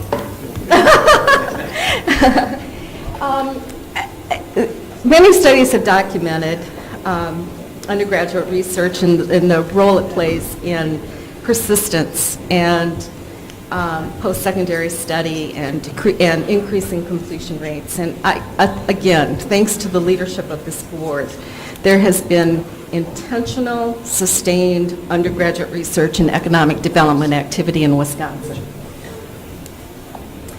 And this is a real success, thanks to Dean Van Galen and his team, and Eau Claire. But just this past month, several UW leaders contributed to a new book enhancing and expanding undergraduate research, a systems approach. Wisconsin was approached from our national partners because they were aware of the work that is being done with the support of this board and on each of our campuses to tie undergraduate research to student success and to economic development. And so I want to say thank you for that. This chapter highlights the system's aggressive approach to undergraduate research and economic development and shows how the case for the economic value of undergraduate research has been made and embraced, at least for now. And so consequently, as I said, we have seen statewide implementation of new programming across the system designed to systemically produce conditions for undergraduate research, and especially for undergraduate research as it relates to technology transfer, job creation, workplace skill development, and new industries and jobs. And this is very, very important. Why? Because as federal funding in some of the more traditional areas becomes more modest or goes away, our systems, our schools are defensively positioned to compete for economic, community, workforce development projects, areas where the federal money is also being spent. And the emphasis of this spending is going to be on interinstitutional and employer partnerships. So I think the work that you've done to do this, I want to say keep going. It's great. Finally, I just want to turn briefly to some of the issues on the horizon. And the Higher Education Act is the main law governing student aid. It needs to be reauthorized. Lawmakers are talking about simplification of aid programs and processes, and they're talking about deregulation of higher education.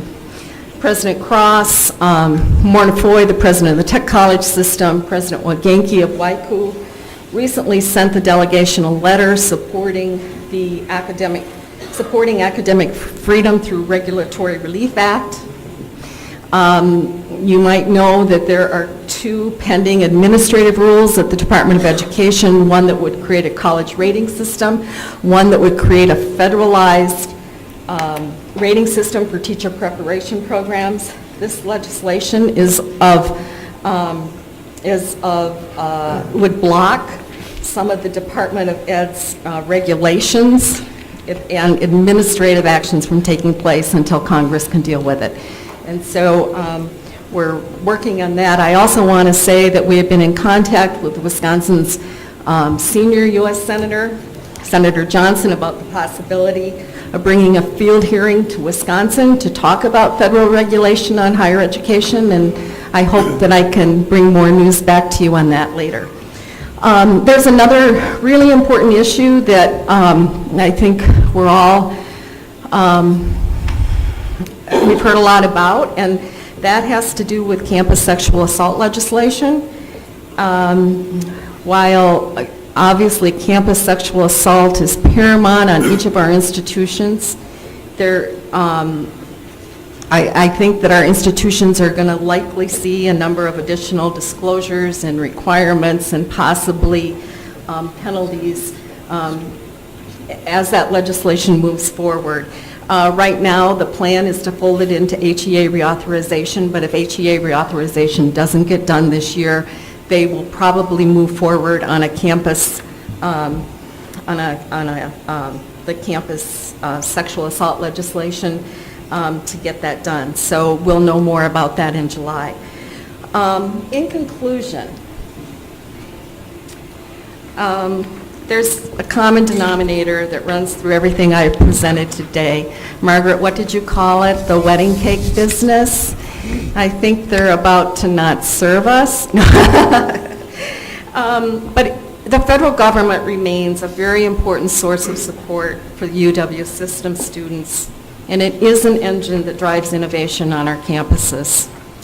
We will continue to monitor the changes in policy and advocate to protect the system's interests in Washington, and I just have to say from a personal perspective that I don't think any lobbyist has a better job than I do. So thank you for this opportunity.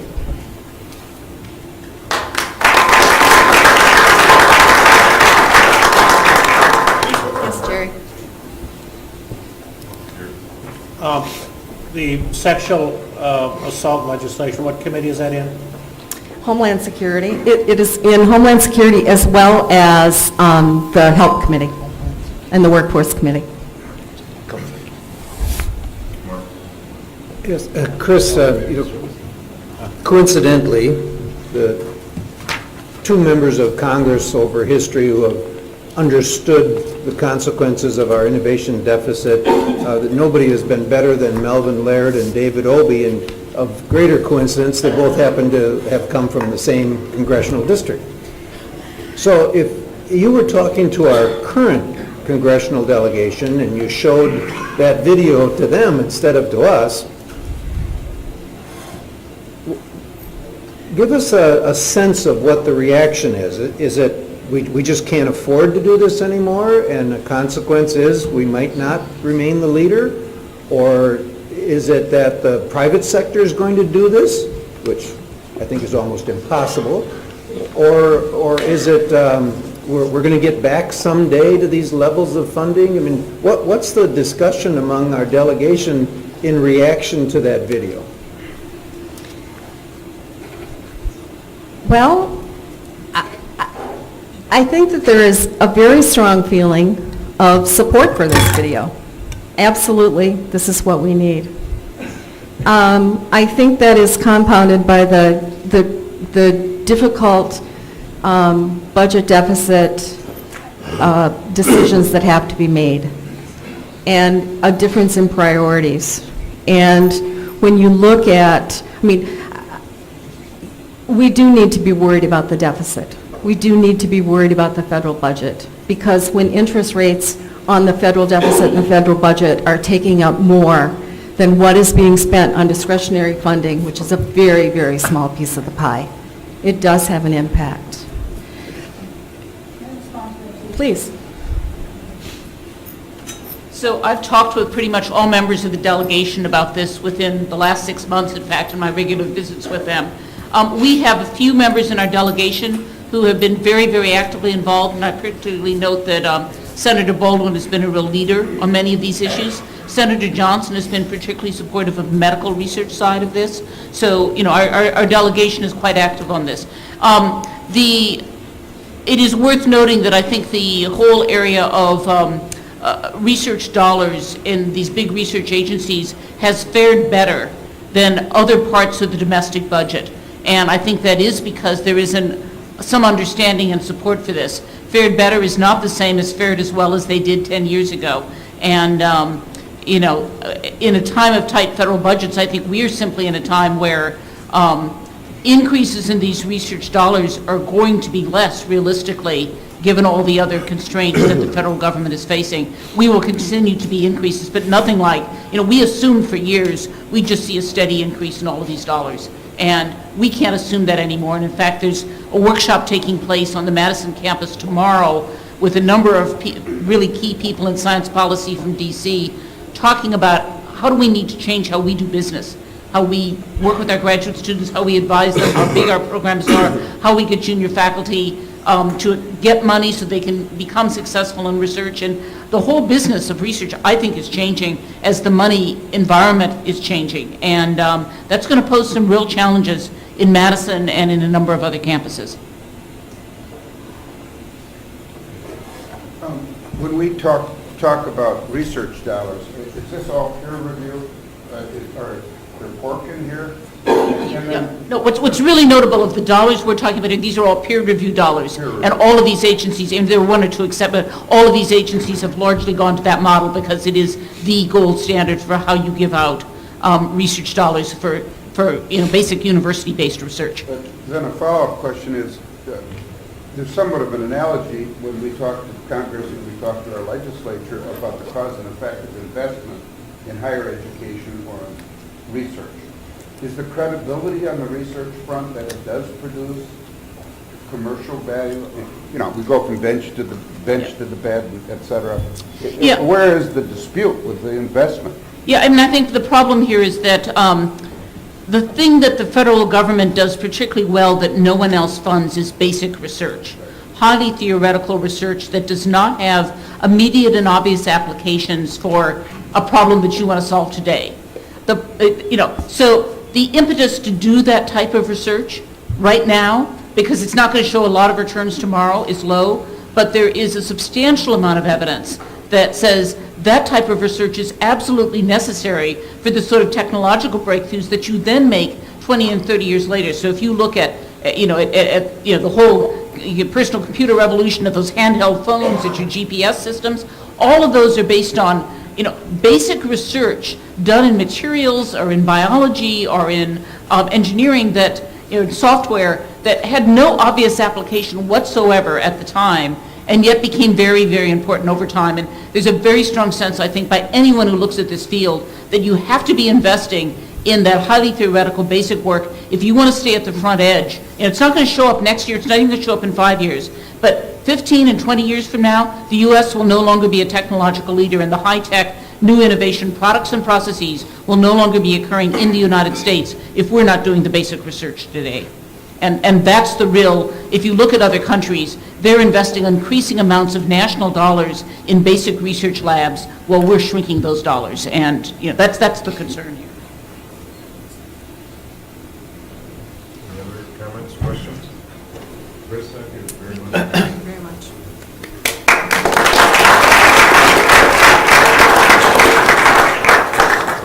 I have a note here to remind everyone to speak into the microphones because it's hard for some of the people in our audience to hear. Thank you. It's now time for one of our most enjoyable responsibilities as a board, and that is the presentation of Regent Awards. Today it's our pleasure to present the 23rd Annual Regent Teaching Excellence Awards, honoring outstanding achievement in teaching by 2 professors and 1 academic program. To lead us in this presentation, I will turn the floor over to Regent Chuck Pruitt, Chair of the Awards Selection Committee. Thank you, President Falbo. I will try to speak into the microphone. I hope can everybody hear me? Okay, so. On behalf of the Board of Regents, it is my pleasure to welcome some very distinguished guests this morning, the recipients of the 2015 Regents Teaching Excellence Awards. Joining them today are their families, friends, and supporters, and we welcome all of you here. The Regents Teaching Excellence Awards, which mark their 23rd anniversary this year, recognize and honor some of UW system's most outstanding teachers, departments, and programs. It is a welcome reminder of what a treasure we have in our faculty and academic staff, those who bring that special dedication, creativity, and passion to their craft, and to whom we entrust the education and enlightenment of our citizens. We often hear that exceptional teachers have a certain magic in the classroom, that they creatively inspire students not only to learn, but to want to learn. In different ways, and as you're about to hear, I think all of our honorees today could be said to have that magic touch. They are engaged in the most important and almost sacred task of teaching our students not what to think, but how to think.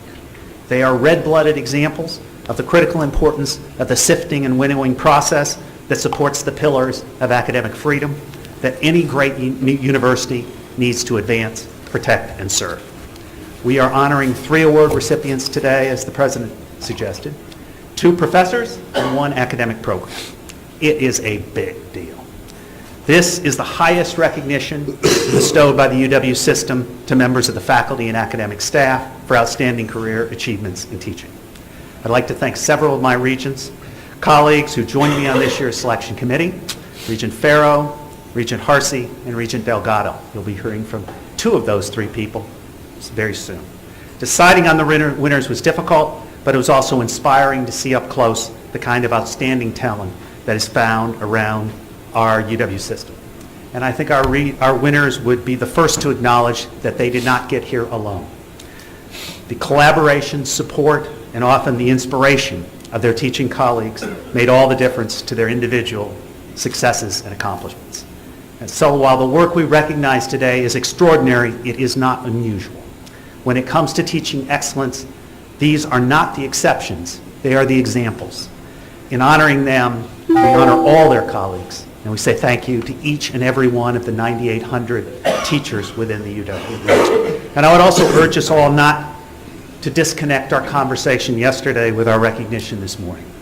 As we hear from these winners, I hope we all consider just what the effect of a $350 million budget cut may be on the quality of teaching and education that's going on within our classrooms. The outstanding teachers we recognize today will not be unaffected by those reductions. These are the examples of faculty who will be asked to teach more students and spend less time with them. These are the people who may not receive a salary increase they so clearly deserve. These are the educators who already go above and beyond the call of duty and now will be asked to do more with less. This year's winners are impressive examples of the powerful impact that excellent teachers can have on students' lives.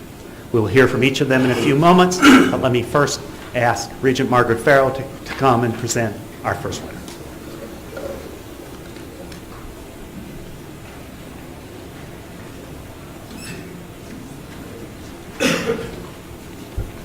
Thank you, Regent Pruitt. Good morning, everyone. I'm honored to present our first 2015 Regent Teaching Excellence Award to Dr. Gregory S. Aldrate,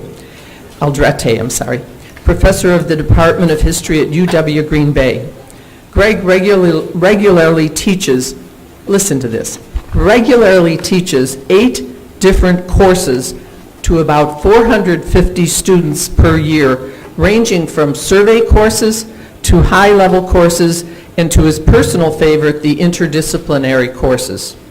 He has also taught numerous independent studies and illustration of both his own abilities as a scholar and a teacher, as well as the enthusiasm he inspires in his students.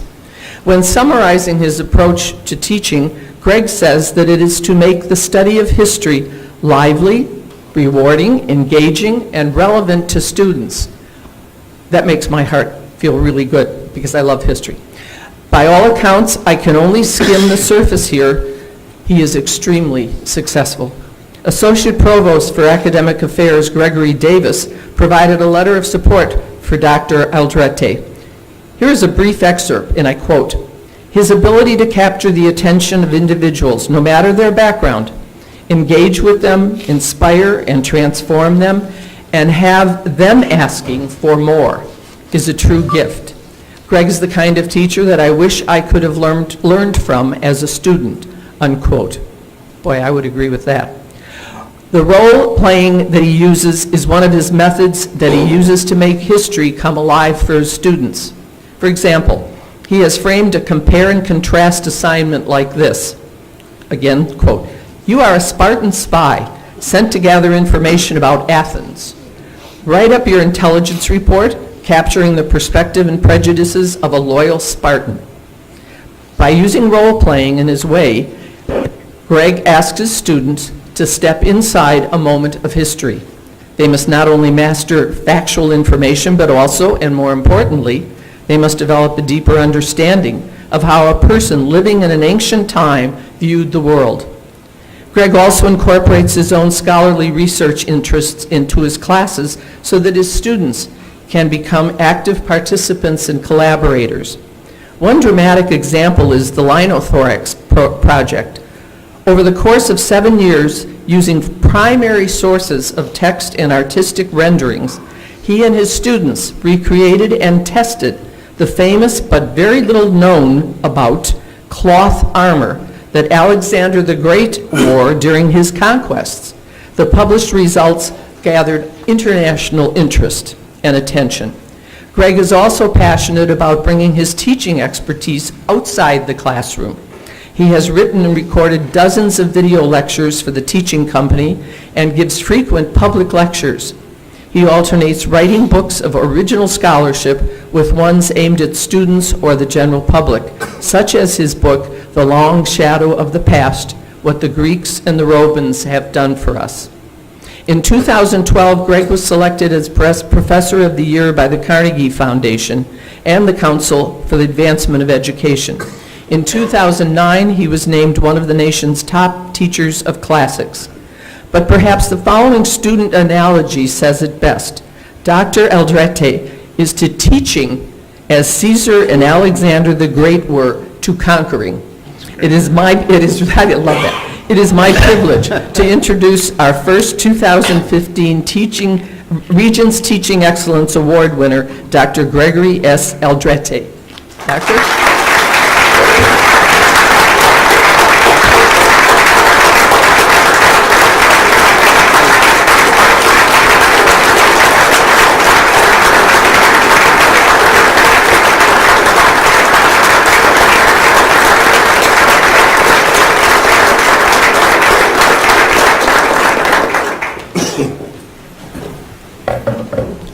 Well, thank you very much. I appreciate those sentiments. I'd like to thank, of course, the Board of Regents for honoring me with this award. I am truly very grateful and humbled to be selected out of so many fine teachers. I'd also like to express my appreciation to all the students that I've shared a classroom with over the last 20 years at UWGB, as well as my colleagues in the departments of History and Humanistic Studies. Working in such an environment with such terrific students and such dedicated faculty has been an immensely gratifying experience for me. Finally, I'd like to offer my deepest thanks to my wife, Alicia. She is my collaborator in the classroom, the co-author of several books with me, and my partner in all things. Now, I'm an ancient historian, and I'd like to begin my brief comments by sharing a little bit of trivia about antiquity and the discipline of history itself. The very first time that the word history is used with its current definition of something like a record of past events was by the Greek writer Herodotus, who lived over 2,000 years ago. In the opening sentence of his famous account of the wars between Greece and Persia, he stated, "These are the histories of Herodotus of Halicarnassus, which he publishes in the hope of preserving for all time the memory of what human beings have done." But the Greek word that he uses there, historia, did not originally mean a record of the past. Prior to Herodotus' usage in that sentence, historia had simply meant asking questions. And I've always been very, very strongly attracted to this particular original meaning of history as an act of asking questions. In fact, I view it as being essential to my philosophy of teaching as well as of research. To me, the essence of teaching is the methodology pioneered by another famous person from the ancient world, Socrates, whose pedagogy consisted entirely of posing questions to his students and getting them to formulate and defend their arguments. Accordingly, I employ no textbooks at all in my classes. In all of them, the reading consists exclusively of material written by the actual people that we're studying. And when I read these texts with my students, we're not passively absorbing information. We actively engage the texts. We aggressively interrogate them. We rip them apart, if you will, and look both for the meanings that the author intended as well as those that he or she did not. We always consider issues of bias and think about what sources the author had to draw upon. And we always ask, can we simply believe what this person is saying or not, and why? When examining historical events, it's not, in my opinion, a matter of memorizing what happened, but rather exploring why things happened, trying to understand how earlier events influence later ones. We look at history not as some inevitable succession of discrete events along a continuum, but rather as a complex network of interrelated paths taken and not taken. Discussion, argument, and analysis play a key role in these investigations, and I always like to encourage lively debate in my classrooms. In this endeavor, content is important, and the students naturally tend to think of classes in terms of what factual information they've learned. But more important is the skills that I hope that they acquire in the course of this process. And there are really three fundamental basic sets of skills that I try to emphasize in all classes. First of all, information management, how to collect, organize, and assess information. Secondly, communication skills, how to express yourself clearly and persuasively, both in speech and in writing.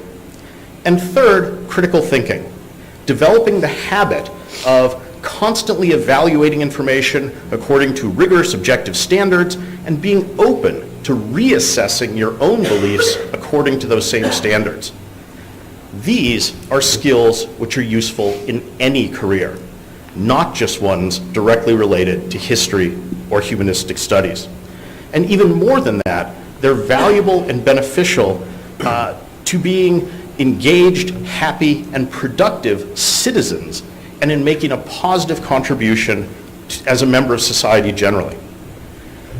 One of the original ideas behind the foundation of the university itself, when they were first created as institutions back during the Middle Ages, was that exposing people to this sort of humanistic education would fundamentally transform them and actually make them better human beings and citizens. As a historian working in an interdisciplinary humanities department, I have to confess, I suppose, that there is something a little bittersweet about the timing of this award. As you are all too well aware, we live in a moment when across the nation, the value of a university education, and especially the value of the humanities within that education, is sometimes being challenged. You guys are the Board of Regents. You have the future of the UW system in your hands. And in whatever ways this wonderful education system ends up being transformed or changed over the coming years and decades, I hope that we never lose sight of the original core function of the university, which was to be a place in which informed, thoughtful citizens are forged, and above all, as a place where questions are asked. Thank you for your time.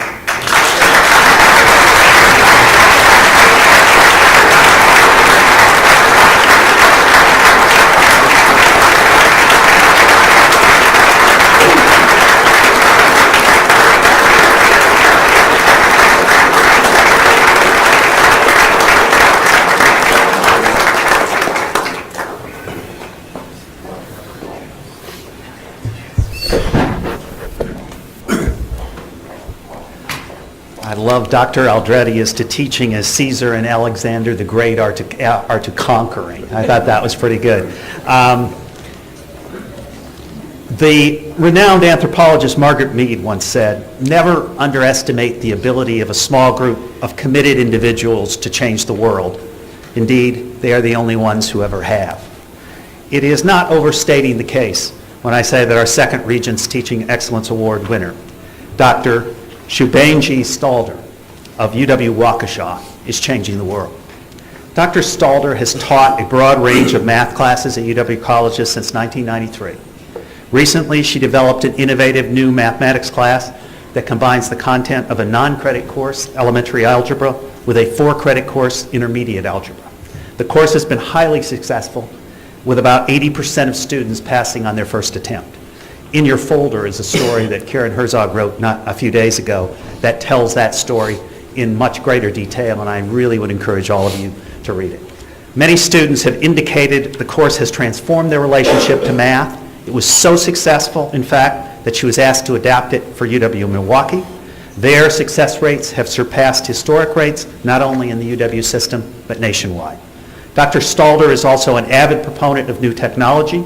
She developed a multimedia textbook available to students for free, as well as more than 100 free course videos that students can view outside of class time. She monitors student progress through portfolios and also ALEX, a web-based assessment and learning software system. Thanks in part to her efforts to train other teachers in this technology, ALEX has been adopted at many UW colleges' campuses. Dr. Stalder does not want fear, lack of confidence, or life challenges to hold students back, both inside and outside the classroom. She teaches mindfulness techniques to help students minimize anxiety. Those would be very helpful, useful things to do, and better cope with school and life issues. She notes the cognitive and stress-reducing benefits of mindfulness practices have been documented in K through 12 classrooms, and her own experience in the college environment affirms those feelings. Dr. Stalder was selected to develop a math course for UW Flexible Options. She has earned the Kaplan Award for Innovation in Teaching at UW-Waukesha and is the recipient of numerous grants, including a Gates Foundation grant. She has also organized a conference on math for elementary teachers, bringing together public and private university teachers as well as K through 12 teachers. Students express time and again the extraordinary and lasting impact that Dr. Stalder has had on their lives. She has been there for them with patience, compassion, kindness, and a deeply held philosophy for learning. In his letter of recommendation, one of Dr. Stalder's colleagues, Professor Kyle Swanson, chair of UWM's Mathematics Science Department, put it this way, quote, "A personal anecdote demonstrates Dr. Stalder's impact on students better than any further accolades I could offer. Last May, on the final day of spring semester classes, I was coming back to my department late in the afternoon after one meeting or another. As I stepped off the elevator to get to my office, Dr. Stalder was waiting to get on. Behind her, she pulled a cart, literally overflowing with bouquets of flowers, a cake, and numerous other tokens of appreciation from her students for her efforts in helping them succeed at mathematics. I have never witnessed anything like this in my life. An outpouring of true gratitude to an individual who inhabited not only the role of teacher for those students, but that of her role as a teacher, a compassionate advocate for student success, and a colleague. I can think of no one who deserves this award more than Dr. Stalder," unquote. The Regents Teaching Excellence Awards Committee could not agree more. Ladies and gentlemen, please join me in welcoming our second award winner, Dr. Shubhengi Stalder of UW.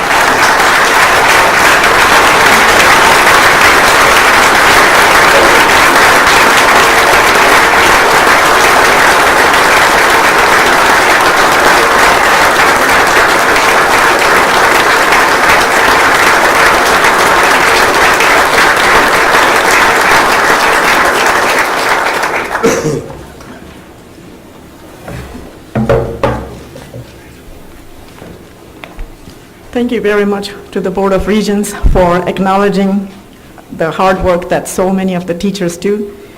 I know that I am honored right now with this award, but this award does not just belong to me.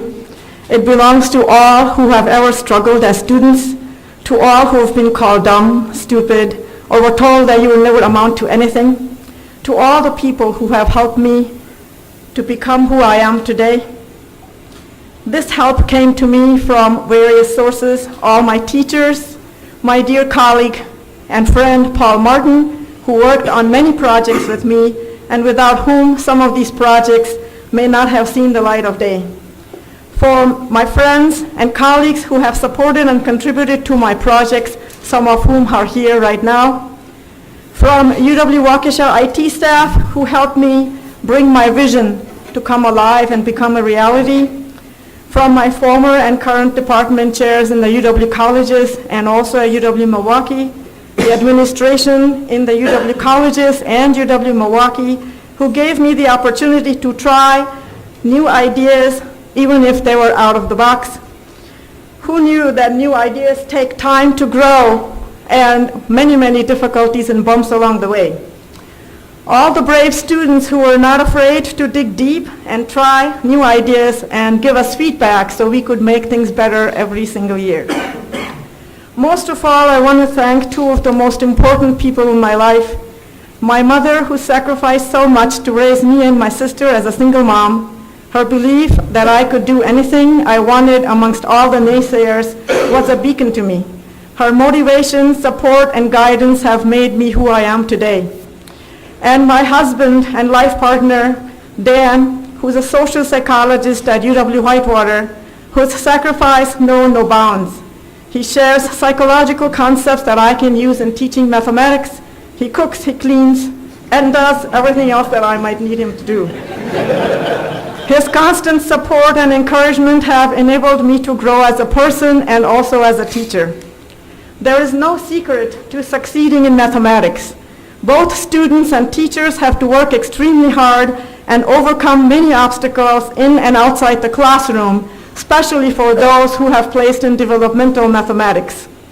The fact is that we are all hardwired to do basic mathematics, and yet there are so many who struggle.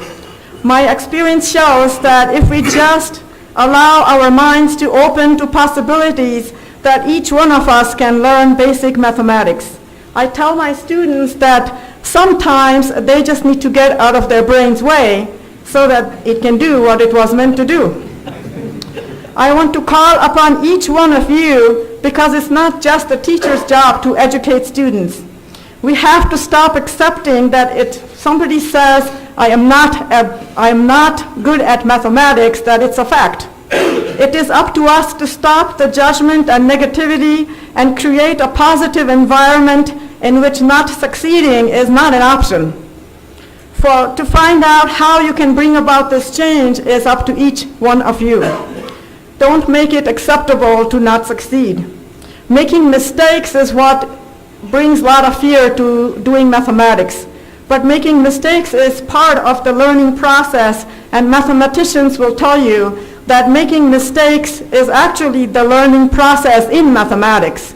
Many, many different mathematical fields have developed just because people made mistakes. I also think it is important to fortify teachers' attitude before we can change our students' attitudes. Teachers need to trust students' innate abilities, which can lead them to see treasure trove of hidden abilities and talents. It is our job to open up the storm doors that others might have shut on our students and let the students see their true potential. They can handle a lot more than we may give them credit for. As they say in my culture, students are a gift to teachers. They are sent to you to make things better and better, so learn from them and grow from them. I am extremely lucky to be part of the UW system that gives its citizens of Wisconsin a chance for the highest quality education. Finally, I would like to leave you with a quote often attributed to the Nobel laureate Sri Rabindranath Tagore. Reach high, for stars lie hidden in you. Dream deep, for every dream precedes the goal. Thank you.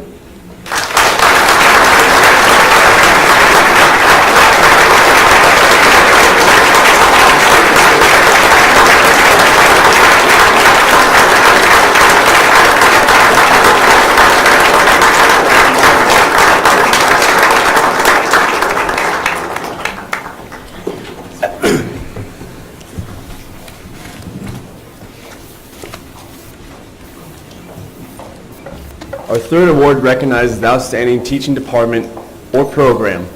And this year, that honor goes to the Department of Mathematics at UW-La Crosse, represented here today by its department chair, Dr. Becky Ladoc. The department has undergone dramatic growth over the past several years, leading to an exciting combination of experienced leaders and energetic new talent. The department's faculty and staff have worked to develop interdisciplinary connections to engage students outside the classroom and through undergraduate research and to instruct future mathematics teachers, all while building a remarkably warm, supportive atmosphere for students and colleagues alike. One example of a collaborative curriculum is the department's creation of a core foundation for math majors that meets the needs of physics, chemistry, and computer science majors, and aligns well with high school students who enter through advanced placement math credits. Courses are designed to maximize credit transferability to other UW institutions. A new statistics major educates students for job positions in this high-growth area, and it is aided by the Campus Statistical Consulting Center, which is expanding its services into the business community to provide students with real-world experiences. The department has also forged close ties with the Department of Biology to offer a weekly research seminar that meets the increased need for statistical methods in the study of natural phenomena. Outside of the classroom, faculty members' vision and hard work led to the establishment of the Murphy Learning Center, UW-La Crosse tutoring headquarters, which accommodates thousands of students' visits each year and helps address diverse student needs. Provost Heidi McPherson, in her nomination letter, described the center as wildly popular. It's not every tutoring headquarters that can be described in such glowing terms. In response to more students entering developmental courses, the department created the Fast Track Mathematics program, where incoming freshmen develop their math skills online for 6 weeks before meeting on campus for a one-week campus stay. In its first 2 years, 73 of 75 participating students moved forward in their placement into credit-bearing class. The department is also creating opportunities for high-impact undergraduate research. Students work closely with mathematics faculty mentors. These students' research opportunities have resulted in over 100 national, regional, and local conference talks, poster presentations, and journal publications since 2007. Allow me to share a comment from a recent graduate now employed as a systems architect. Quote, "Almost every math course I've taken at UWL improved analytical thinking, encouraged creative problem solving, promoted critical thinking, and rewarded hard work, all of which are much sought after qualities and skills in the workforce and are essential for graduate school," unquote. The department is known statewide for excellence in K-12 teacher training, as well as its massive open online course for college math readiness, which it developed with support from the Gates Foundation. The UWL Math MOOC has been widely lauded and has affected people in every corner of the globe. It is an honor to present to our final Regents Teaching Excellence Award to Dr. Becky Ladoc here on behalf of UW-La Crosse Department of Mathematics.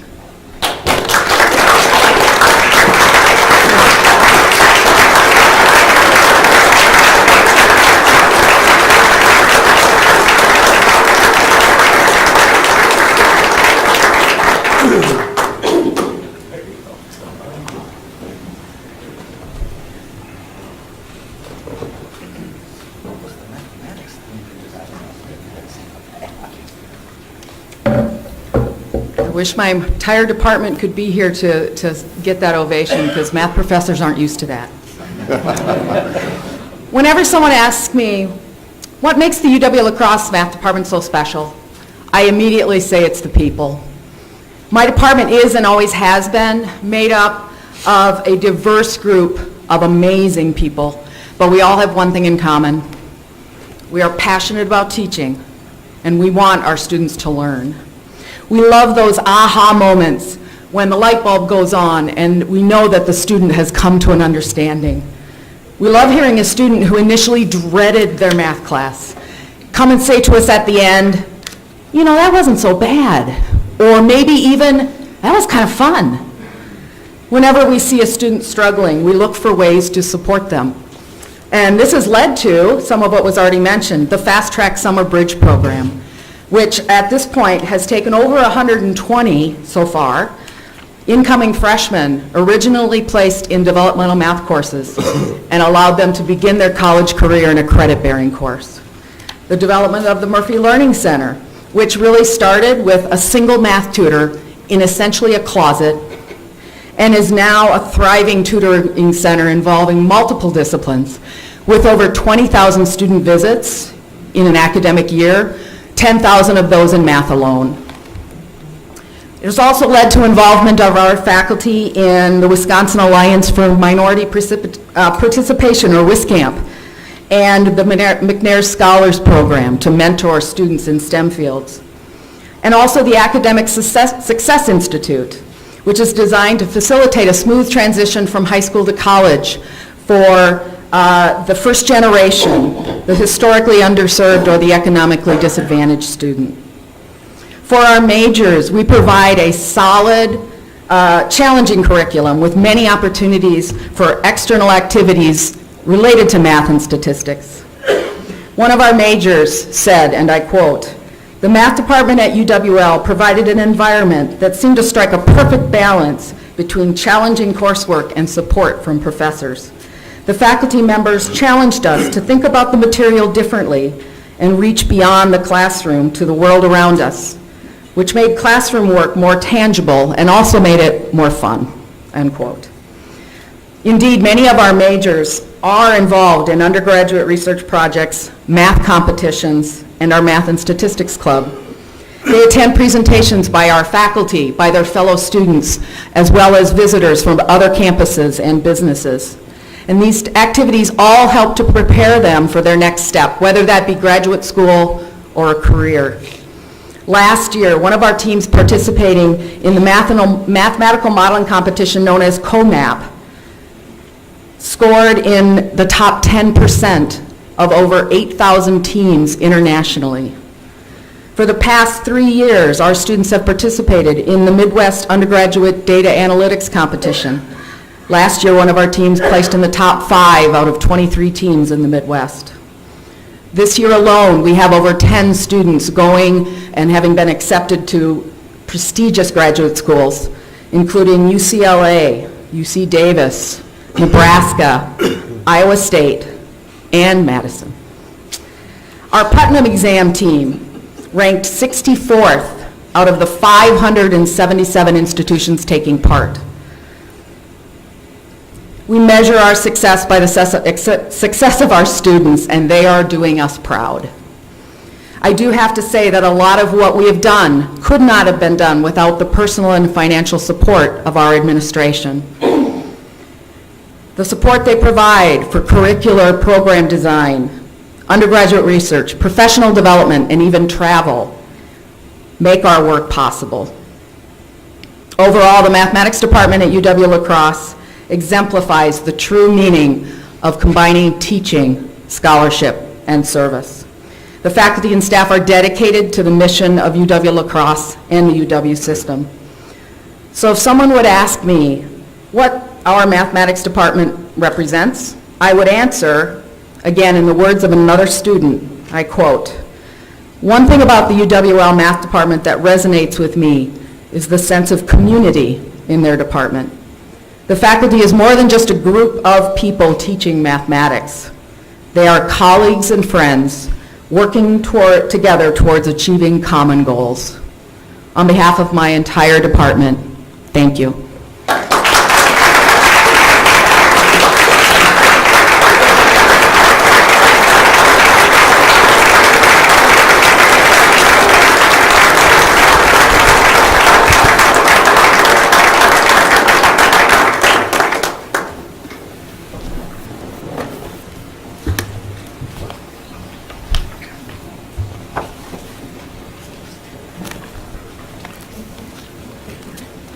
Now we will turn our attention to the changing world of libraries. Let me tell you, things look a little different than back in my day. You know, you just get that Dewey Decimal System down and they go and change it. I've been waiting for this report. David Ward, Senior Vice President for Student and Academic Affairs, is going to lead us in taking a closer look at One System, One Library, changes and transitions in 2015 and beyond. Thank you. We will be joined by librarians, a provost, and several faculty members and students to discuss how the changing roles of libraries and librarians impacts both faculty work and instruction and research as well as student learning. This really is the continuation of a presentation we heard back in February about evolving instructional technologies and how that impacts both the teaching and learning experience. We also know that new technologies raise important issues that we, as a board, need to consider, and that includes infrastructure, both current and in the future, as well as the new skill sets and training needed to effectively deploy this technology. At the same time, we also need to be aware of how the UW system needs to remain competitive with peer universities by maintaining state-of-the-art access for students, faculty, and the public to the great shared resources in the system. We also need to support libraries as an integral part of higher education at a time when libraries are facing unique challenges. Here to lead us into the discussion is Senior Vice President David Ward. Thank you, President Fowle. This morning I'm joined by a distinguished group of presenters, and I would like to just briefly introduce them to you. You have extended biography sheet that you can look at. So I'll start with Mr. Ed Van Giemert. Ed serves as the Vice Provost for Libraries and University Librarian at the University of Wisconsin-Madison. He also provides leadership for the UW System General Library System. Valerie Malzacher is next. She has been the Director of Libraries at UW River Falls since 1992. Next is Dr. Heidi McPherson. You're all familiar with Heidi, I think. She's the Provost, Vice Chancellor for Academic Affairs at UW-La Crosse. Also with us today is Joshua Calhoun, who is an Assistant Professor in the UW-Madison Department of English. With him is a student, Ryan Hussey, who is outstanding student, and top 5% of his class. He's a senior and will soon graduate from UW-Madison. Finally, Susan Stoleski. She's the Director of E-Learning and Clinical Associate Professor at UW-Milwaukee in the Department of Biomedical Sciences. I'm going to have some very brief remarks to sort of set the stage for the group of presenters, and then at the end, just very briefly, some takeaways. So you saw this morning, and this happens every year, these outstanding teachers and departments that are in the University of Wisconsin system. They are our critical input to higher education. I would argue with you, and I'll use an industrial kind of metaphor. We have other critical inputs, just like iron ore is critical to the steel industry. And our critical input is data, information, and knowledge. Data, information, and knowledge are critical to our faculty and to our students. What do we know about these inputs? There's a vast explosion of data, information, and knowledge. It's a hockey stick in terms of growth. So many of these inputs are quite technical. They're databases. They're not public. They're private, and they need to be licensed to get access. So that's something you're going to hear in this presentation, that this is very critical. And finally, these inputs are critical to our students and very importantly to our faculty. As you listen to the presentation, I'd also like you to note how efficient I think we've become in terms of our libraries and working together. Hence, we have the topic today, one system, one library. And I'll turn it over to Ed to start out. David, thank you very much. I have a hard time talking and chewing gum at the same time here, so I'll do my best, but I'll jump right in. Thank you very much for the opportunity to speak to the full board. It's we view it as a significant opportunity for us, and we appreciate it. I'd also like to just take a moment to thank you for your work that you do on behalf of the University of Wisconsin system. We'll make the argument today that libraries within the UW system remain a strategic investment because, probably like other units and programs, we benefit all students and faculty across the entire system. We'll start off by scooting through the 20th and the 21st century as quickly as we can in about 3 minutes. But so we all know that we've really moved into what's termed as a digital age. We have to be mindful of differences within disciplines, and I'll speak to that a bit later. But for the most part, we're talking about convenience of access electronically today. We're talking about convenience of access 24/7, and libraries are very mindful of those needs. At the same time, however, so we've really moved from analog and print to a digital future. Most of our acquisitions today in libraries are on the electronic side, not on the print side. Years ago, that had been about a 50-50 split. It's way beyond that today, and that's one of the challenges that we need to be aware of. But at the same time, Google is not good enough. So, I will admit that, and I'm sure I'm not alone, that going to Google or Google Scholar is oftentimes my first step to seek information. We all do it. But that won't get you to degree. It will not get you to degree.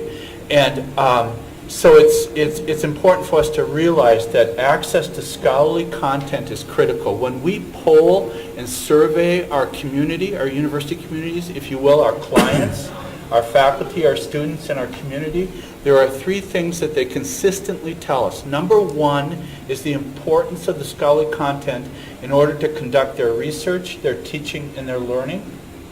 The second piece is that the need for modern learning spaces is still critical. And the third piece is access or availability to the expertise of librarians, the staff in libraries. So that's another piece to keep in mind. In the brief time that we've got here, I also want to address a myth. So we live in the digital age, information's at our fingertips, you know, at whatever mobile device we might have available to us, and therefore nobody uses libraries anymore. I hear this more often than I like, and it drives me crazy because it's not true. It's fundamentally not true. For those of us who have some knowledge of public libraries, we also know that's not true as well. But just, I'm not one to read through PowerPoint slides, and I don't want to do that, but the actual usage of our libraries within UW system is astounding. And I would submit it's part of the rebrand of libraries. Rather than this notion of a warehouse with old books, we're really looking at numbers such as over 21,000 user sessions per day and 8 million user sessions per year of our University of Wisconsin digital collection. That's a shared collection across the system. That's the Wisconsin idea in action. The shared electronic collection that we're very proud of is a shared, acquired, and managed set of resources with over 3 million uses per year with a very low per usage price. So those are just, so I have to attack that myth. I think it's really important for us all to realize that libraries are in heavily used today. And I'll turn it to my colleague Valerie. Thanks, Ed. So as we manage this transition from print to digital, we're challenged to make sure that our users can find the resources that we're purchasing for them. And as Ed has pointed out, they are at an astounding rate using our electronic resources. One of the things that UW libraries have done over the last couple of years, a very successful collaboration, is the implementation of a new resource discovery tool. What we've done is we've brought together under a single search box information about all of our print collections, but about all of the digital collections that we purchase and curate for our faculty and students. We used to speak about silos of information in libraries, different types of information sitting in different places with different search interfaces.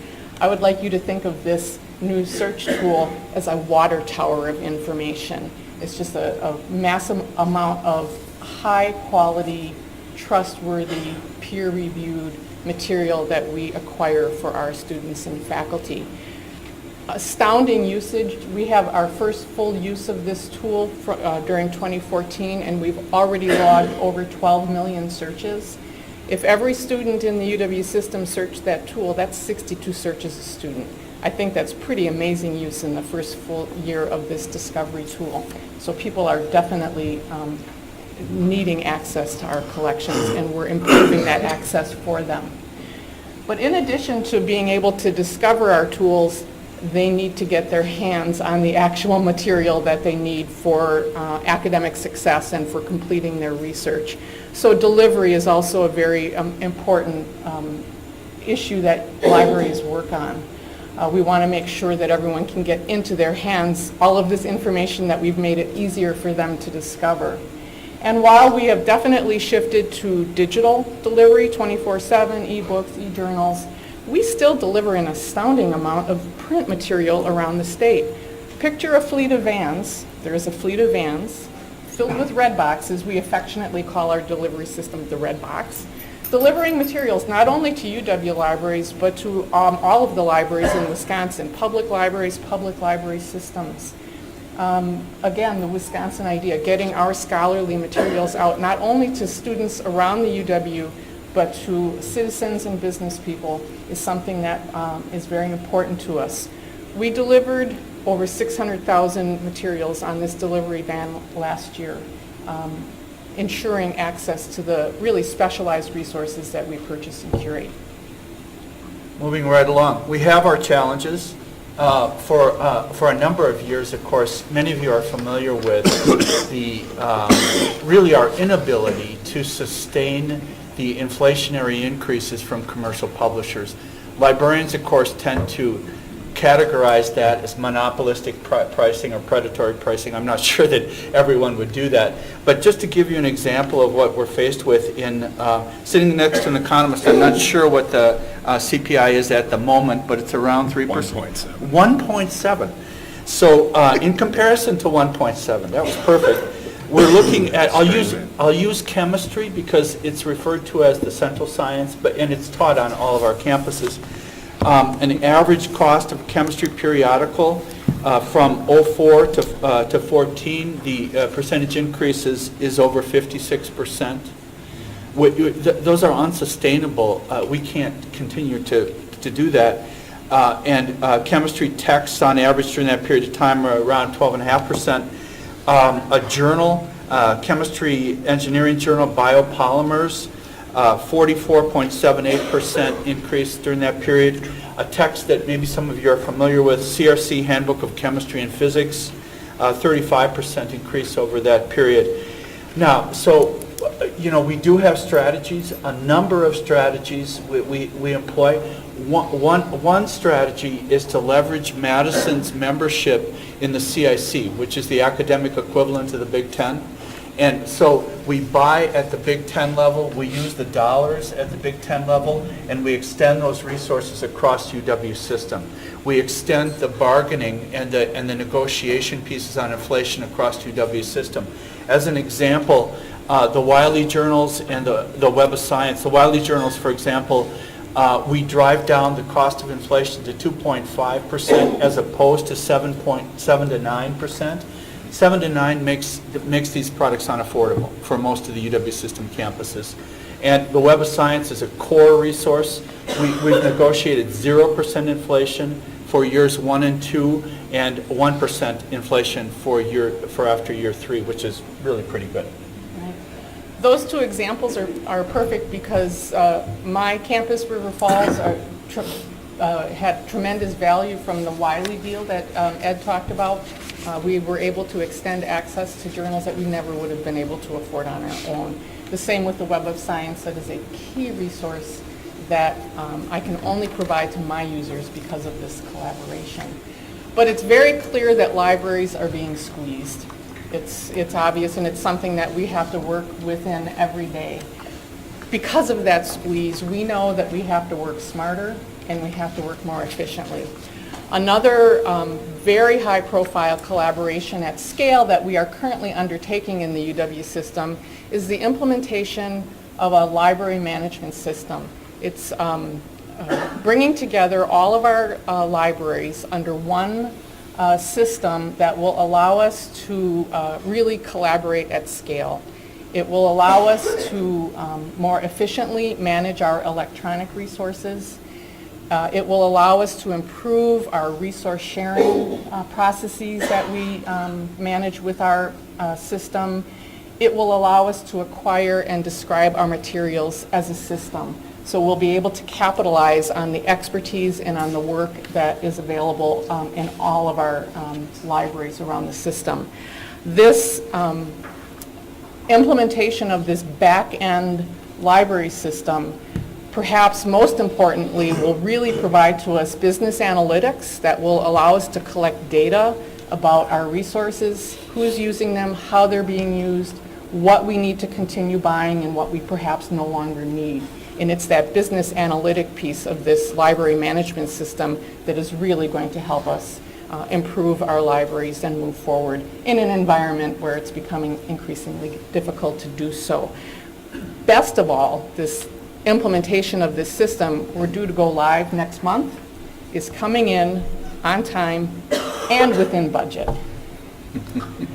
Standing ovation. Yes. So if content is the first pillar, space is the second pillar, if you will. So again, as a sort of on this theme of nobody uses space, it's not true. Students value spaces tremendously.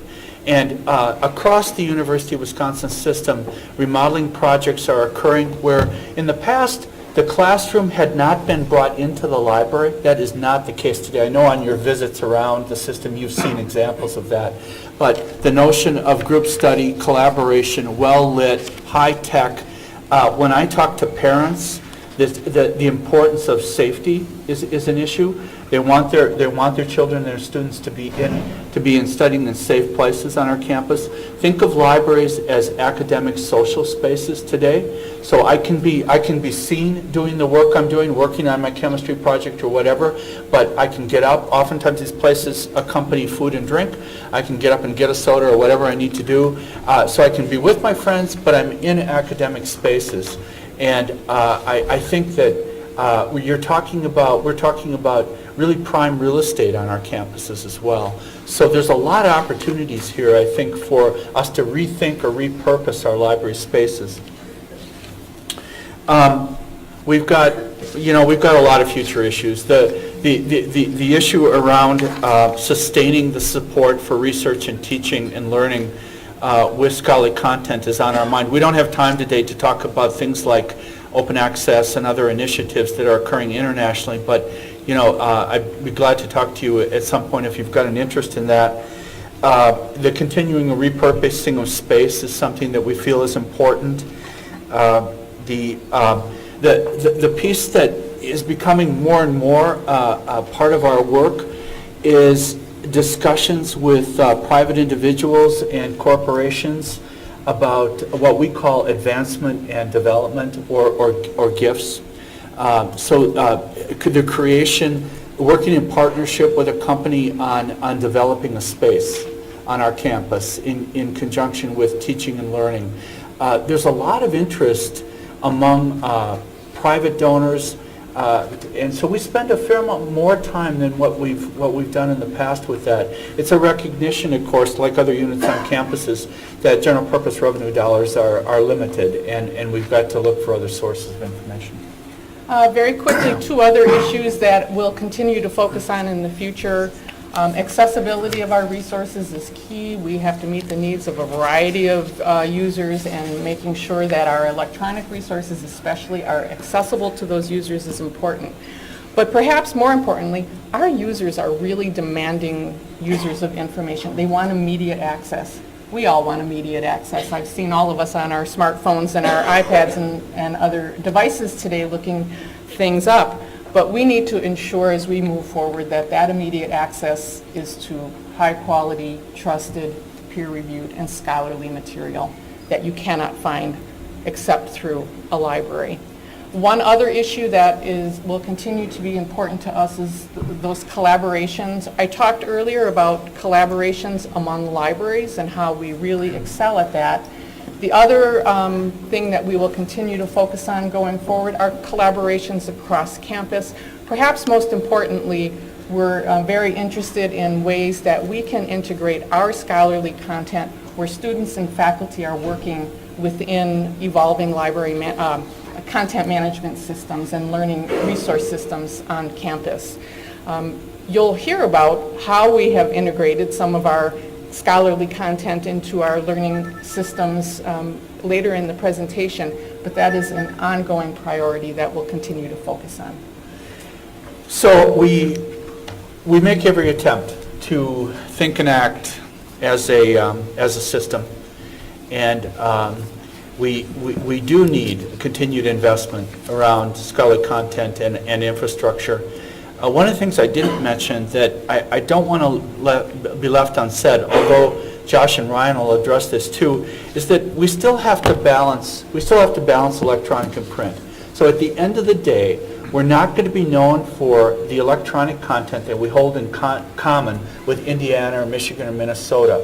Our special collections are uniquely important. We have gold mines of information in our special collections and in our archive centers around the state, and they'll speak to that. They'll give you a good example of that, but I just didn't want that to roll off. And finally, I think that we'll continue to leverage as best we can, and I think that there are exceptional opportunities for the libraries to serve as a competitive advantage for our campuses as we move forward. So now we'll turn to the UW Library's role in preparing students for today's workforce, and I'll turn to Heidi McPherson. Thank you. Now, I'm not a scientist, nor am I a librarian, but I am very privileged to work with both. And I want to spend some time talking a little bit about their story here today. And in doing this, I'm not speaking for UWL, I'm actually speaking for the UW comprehensives and across all of system, because we need to look at the critical importance of STEM resources within our libraries. And I want to share with you a few of the things that our science educators have said to me. One professor said, "I'm a professor and newer faculty member who has been hired to introduce new biophysics course into the curriculum. I don't want to teach my students static knowledge. I want to keep my classes dynamic by enriching my students' education through introducing relevant and up-to-date research in the field and using journals in class. It keeps the course interesting and relevant if they see the techniques and scientific topics we are discussing are current. It sparks their interest in the field." Another said, "I use STEM journals to teach my students the process of how to do a literature review of their own because this is a critical step in preparing STEM students for graduate school." A biology professor told me that we are completing a 5-year, $1.5 million research project that generated a lot of money in overhead, but more importantly, provided full-time summer employment and research training for over 20 students.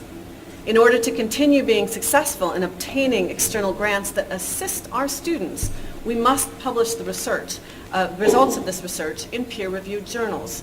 We will need access to references in high-quality journals in order to complete our manuscripts. An interdisciplinary professor said to me, "Having access to high-quality journals allows me to stay up to date on new results in my area of research. There are a handful of experts in my field of study, and we are spread out internationally. Journals are a primary way to share new and exciting results. If I were unable to stay up to date with my area of research, my own research would become obsolete.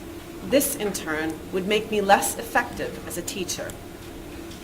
A math professor said to me, "Access to both high-quality math journals and high-quality mathematical texts are vital to the sustained intellectual growth of our university.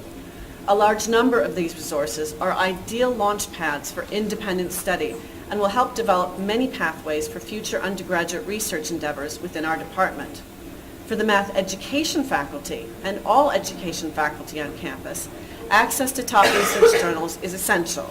As part of the certification requirements for the state of Wisconsin and many other states, students have to complete a portfolio for EdTPA during their student teaching.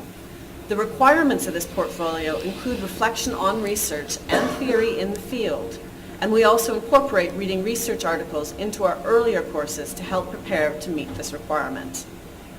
To do contemporary biomedical research in a graduate program, one must have access to a comprehensive, high-quality set of journals to know what has been done and where to go in the future. It is difficult to see the future of your scholarship without researching the past. Journal publications are the primary source where scientists communicate their work, learn new methods, generate new ideas, and further the knowledge in each of our disciplines. And medical information changes quickly, and faculty must update their course each time they're taught with the latest research and evidence.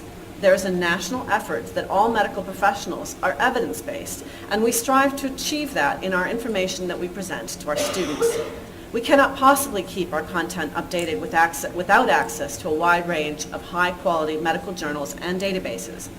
Our students conduct evidence-based projects using library resources and databases in all of our courses and all of our programs.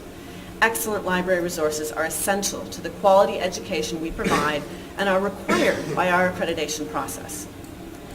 To underline the comments of my colleagues, I want to direct your attention to a short video that says even more about the crucial needs that our libraries fill.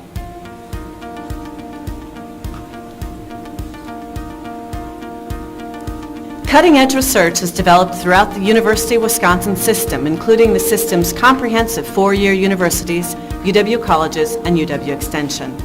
This applied work generates one-of-a-kind solutions and a talent pool of students with collaborative research skills necessary for the competitive global economy.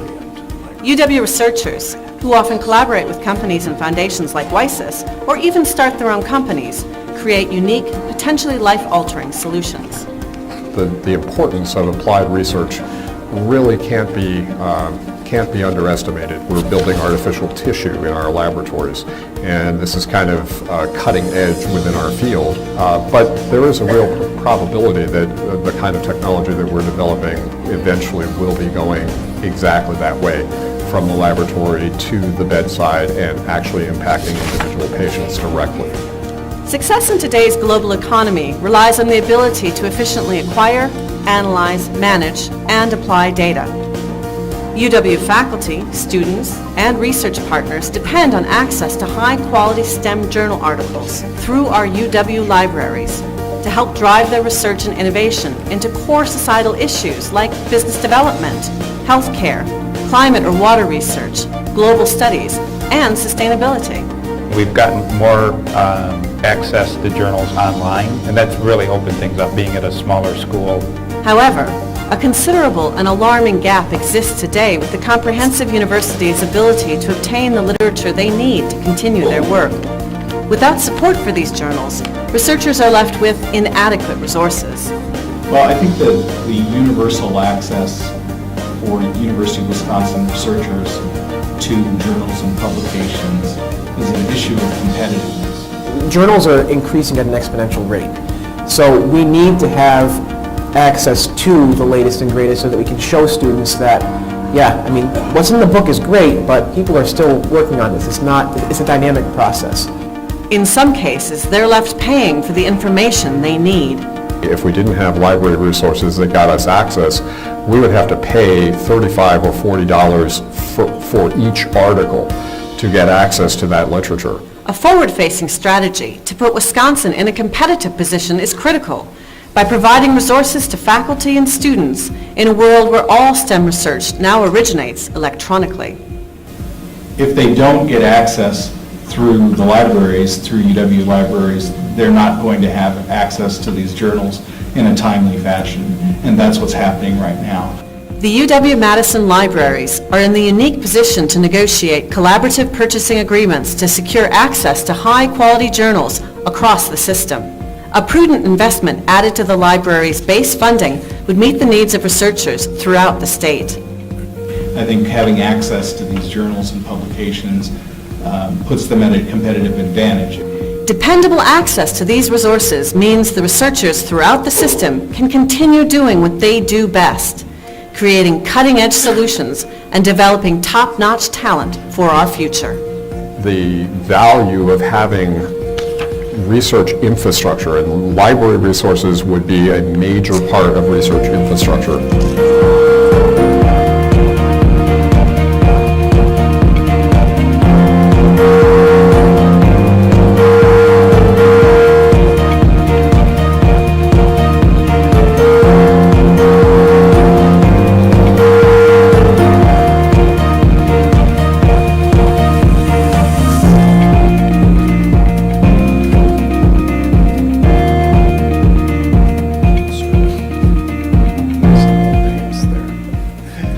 We'll now shift to the final part of our presentation, which is about the importance of library resources to academic success. We'll start with Josh Calhoun, Assistant Professor of English. Will be followed by Ryan Hussey, a student at UW-Madison. Josh. Thank you. My voice is weak today. Bo Ryan wasn't the only one. A little unhappy with some calls on Monday night. Can everyone hear me okay? Is this? Yeah. Good. I want to begin with perhaps an unconventional request. Ryan is passing out some paper that some students and I made together. You have two options. You can take your notes on this paper for the next few minutes, or you can save it and we have a suggestion for you in about 10 minutes. So as Dave said, my name is Josh Calhoun. I'm an assistant professor in the English department at the University of Wisconsin in Madison. I like to say I work on three things that everyone should love: Shakespeare, nature, and old books. Now, as a researcher, I get to spend a lot of time in rare book libraries all over the world. I get to look at unique, and we may have another slide that we get to go on over to. This is some examples. I get to look at some unique, rare old books and manuscripts in the 16th and 17th centuries. And with my research, I studied the ecology of book production. So how a book made from a cow is different from a book made from a cornstalk. But I also love taking students into our special collections on the 9th floor of Memorial Library and giving them a chance to interact with old books.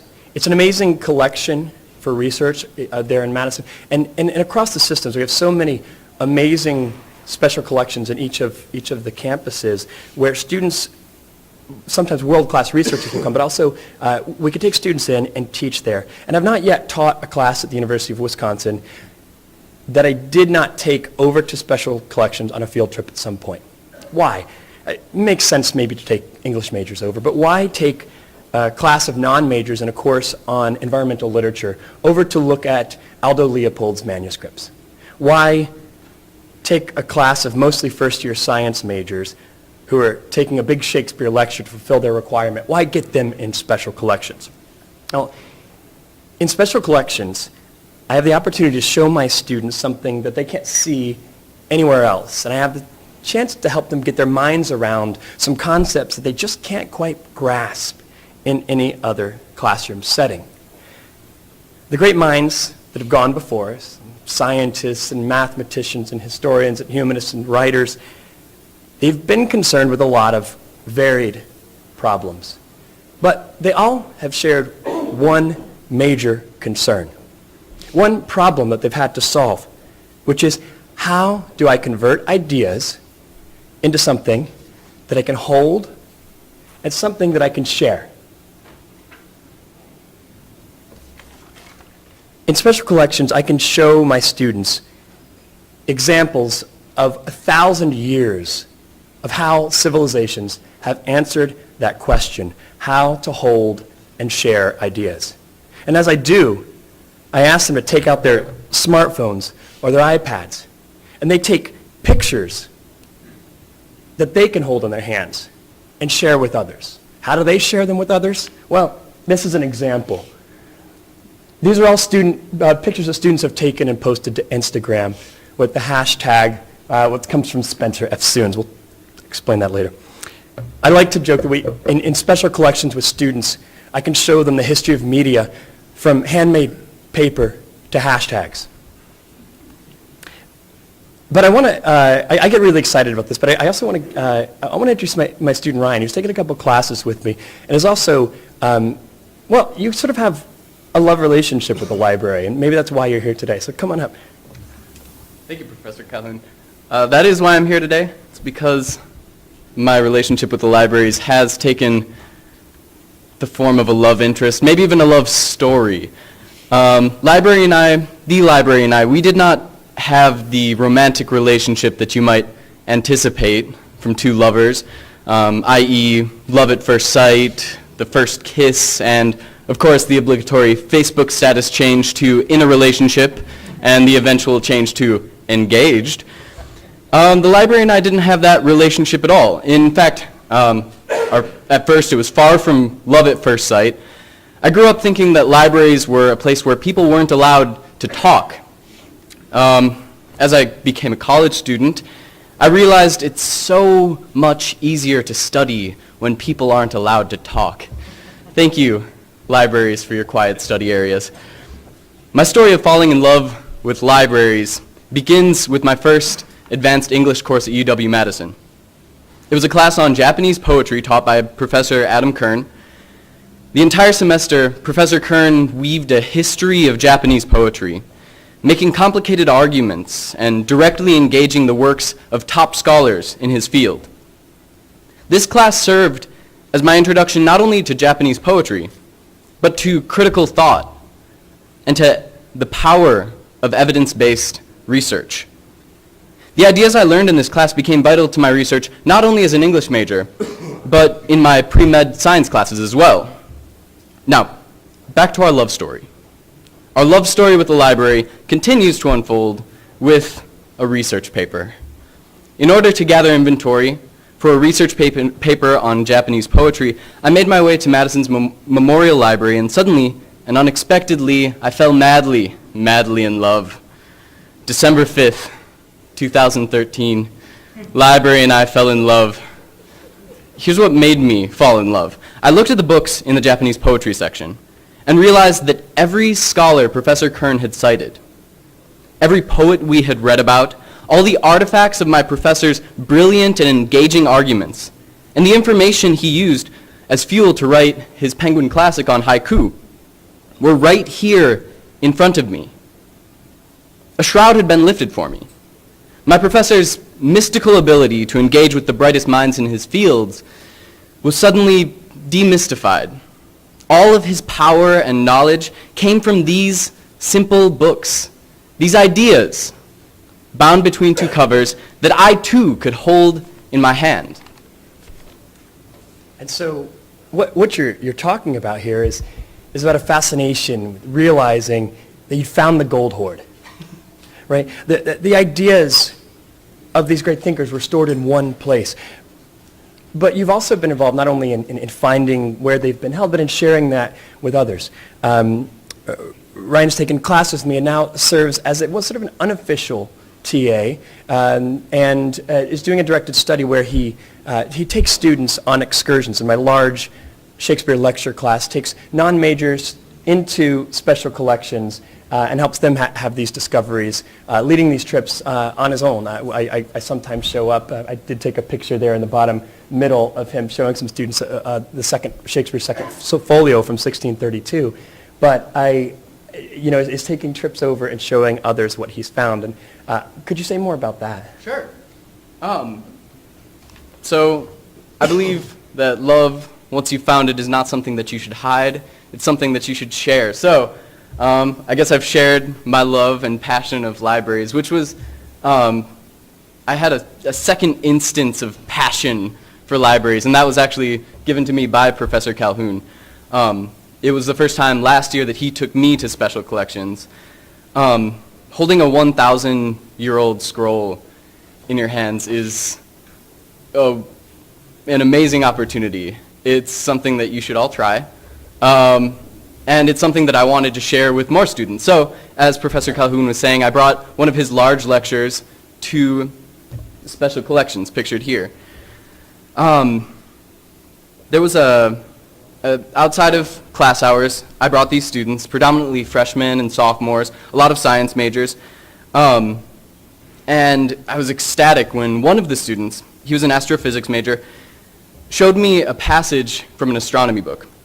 He exclaimed in a whisper, "Look, Ryan, this is among the first published descriptions of Halley's Comet." I could tell it was a magical moment for him, something that he's going to remember for the rest of his life. When I first went to special collections, I had a similar moment of fascination. Professor Calhoun showed me a medical book from 1562 because he knew of my interest in medicine. I developed such a relationship with this book that I presented it for the Mendota Seminar for Professor Calhoun's presentation on Shakespeare's sonnets. The medical book was full of interesting facts. For instance, did you know that you can use mercury to cure your pox? They're going to make me a doctor someday. Can you believe that? While the medical facts in the 1562 book were very interesting, the questions they raised were even more interesting. For instance, how is treatment conducted when you lack empirical evidence? For what biological reasons did people think these cures were valid? These questions never end. In Wisconsin's libraries, the questions and the opportunities for knowledge never ends. To the truly innovative individual, these questions and curiosities can lead to further research opportunities, which can lead to the attainment of high-powered jobs. My relationship with the libraries brought me to places I could not have imagined. So there's a final step. I said those who love knowledge and have worried over the problem of how to make those ideas into something you can hold and share. Seeing a millennium's worth of media objects, from ancient papyrus, which is up there in the top left, to animal skin scrolls also up there towards the top, to images on their own phones, help students understand that the objects matter. It's not just what you have to say, it's how you convey it that often determines your success in life. Need proof? Ryan? We have proof. You have in front of you, many of you, these pieces of paper made by Professor Calhoun and some of his students in a collaboration with Edgewood College last spring. Tonight, consider folding this paper in half and writing, "I love you," or "thank you," or something similar on the outside. On the inside, write a short note to someone you love, or a thank you to somebody who's shown you a kindness. Do you think that that message will convey the same meaning if you type it up in an email? I doubt it. And that is the power of holding an idea in your hands. But what if your recipient is across the globe?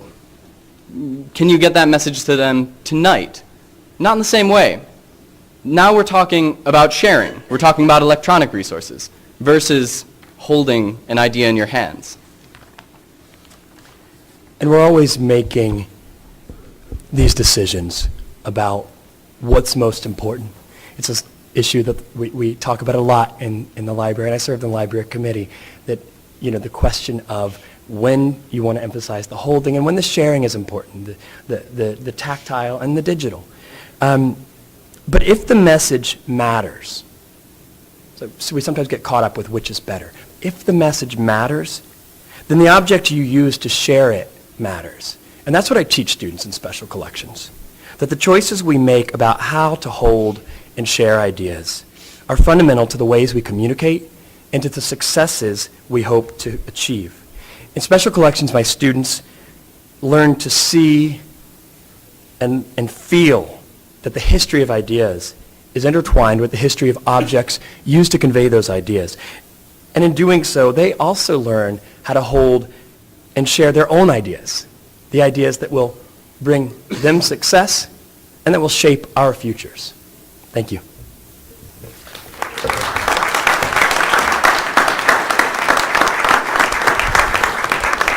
Finally, I want to turn to Sue Stileski, who will talk a little bit about advancing student opportunities in the workforce through the libraries. Sue. Correct. So I'm here to talk about the student market and library resources that probably were not on our radar all that long ago. And in the College of Health Sciences at UW-Milwaukee, I direct our e-learning program, and I'm also the academic program lead for our Flex option, which is, as you know, competency-based degree completion, and ours is in diagnostic imaging. And I'm also an instructor in those programs, so I kind of have a couple of hats here. And I guess for me, the take-home message should be that we could not do this work without the support of our library services. We're now talking about the need for resources for students who are not on our campus most of the time. They are at all different locations across the country and the state. And we're kind of braving a new world of open education resources, digital resources that we are not necessarily as faculty and staff knowledgeable about. So without the support of our librarian expertise, or our teaching librarian expertise, I think we would be in a difficult situation. So we too are in these programs interested in developing critical thinking skills, evaluation of information. You've heard that today. Information literacy is a huge component of the work that we do. And we have had extensive support in virtual information literacy tutorials, but not just the preparation of the resource, but also helping us to assess our students, critiquing our assessments, helping us do it better each and every semester. And I don't know that we always think of our library resources as also helping us to be better in our instruction and helping our students to succeed more that way. So not just through curation of materials. We also have a a strong interest in evidence-based practice and interprofessional education, and have been the beneficiary of resources through LibGuides and other types of supports that have helped us with that. And we also need a virtual presence, so our students are not going to most of the time in these programs, nice learning commons and those kinds of things, but we still need to be present with them. And through the support of our libraries at UW-Milwaukee and around the system, we have virtual presence. We have round-the-clock, ask a librarian type of services. Our students are able to connect via chat with librarians, and I don't know that everybody always thinks of library services in those kinds of terms. And as we expand into these new territories and new markets and non-traditional students, all of that becomes really important too. And a really important message is that these are services that we weren't really looking for a short time ago, and we have to support that. So the portfolio of expertise that's required in our libraries is broadening all the time, just as ours is too. When we talk about open education resources, this is something we're learning more about.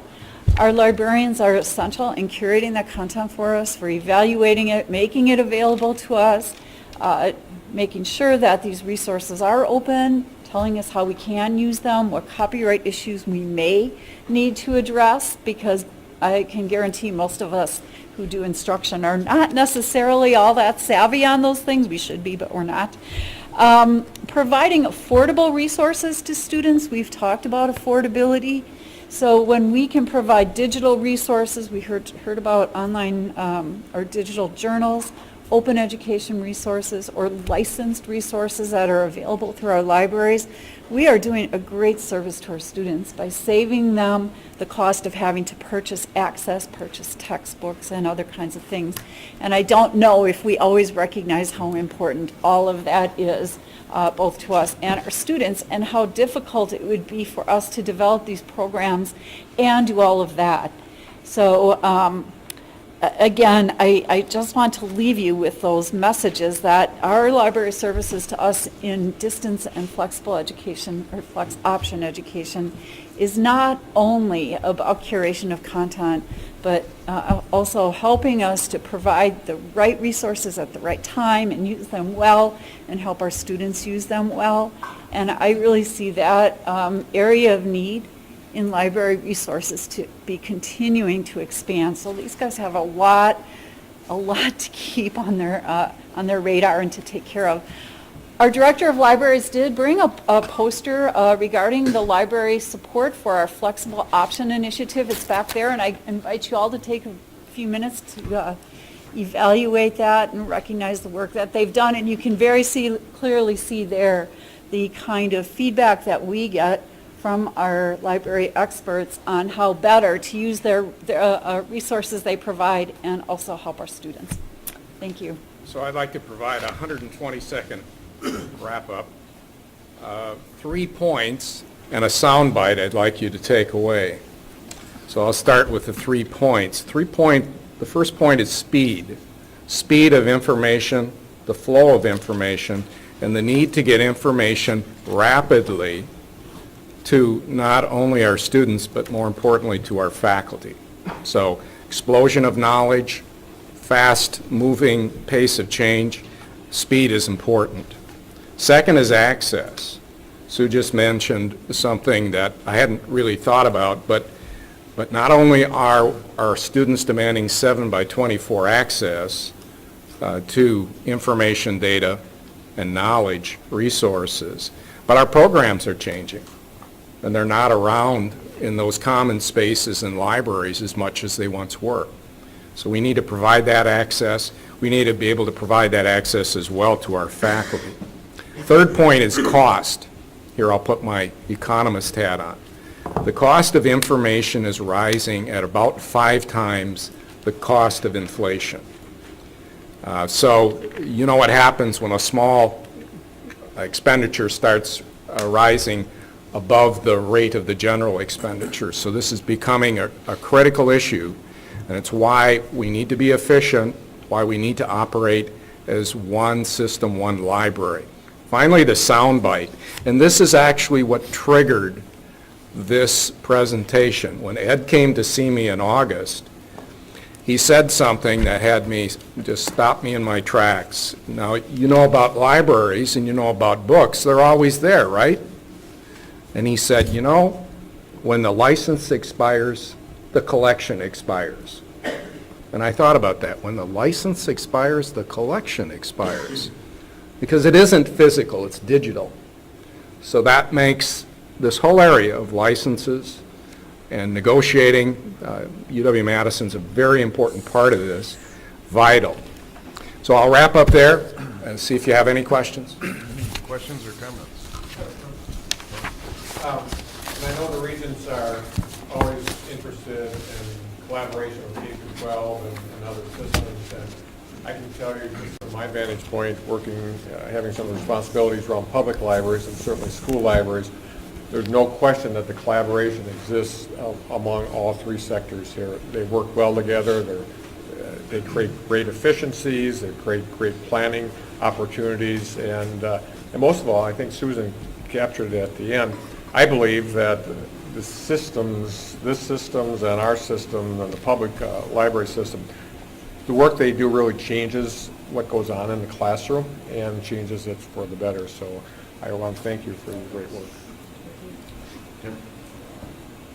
I have noticed, referencing what Josh and Ryan were talking about, the collections, that maybe recently, because we have got more and more digital content, digital book readers and things like that, that there seems to be an increasing fascination in the fiction world with books, especially old books. And I cite the Book of Air and Shadows with what's that, Michael Gruber, and the recent Codex by Lev Grossman. All of a sudden, books are becoming mythological, and by the way, awfully good reads if you want to read those books. So I also say that I can relate to the love of the library. And, great way to express it. The printed word will be with us for a long time. Yes. Thank God. Any other comments? Thank you very much. You're welcome. Thank you.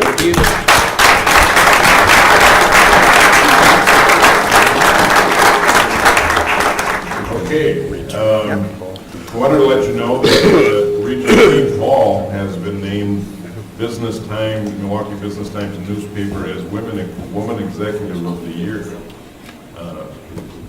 It's a great honor. Eve deserves it. There's an awards breakfast on May 20th, which maybe I can ask Jane that I'll have Eve give you the information if we can pass it around to the Regents if anybody's interested in attending. But it's a very nice honor. Also, and we'll probably have another time to say thank you, but I wanted to say thank you to the Regents whose meeting this may be the last official meeting, and that's Annika and David and myself. And also in July, the Tech College Board probably will be naming a replacement, so Drew's with us a month or so after. So thank you for all your work. Annika, you are doing the resolution for UW Colleges and UW Extension.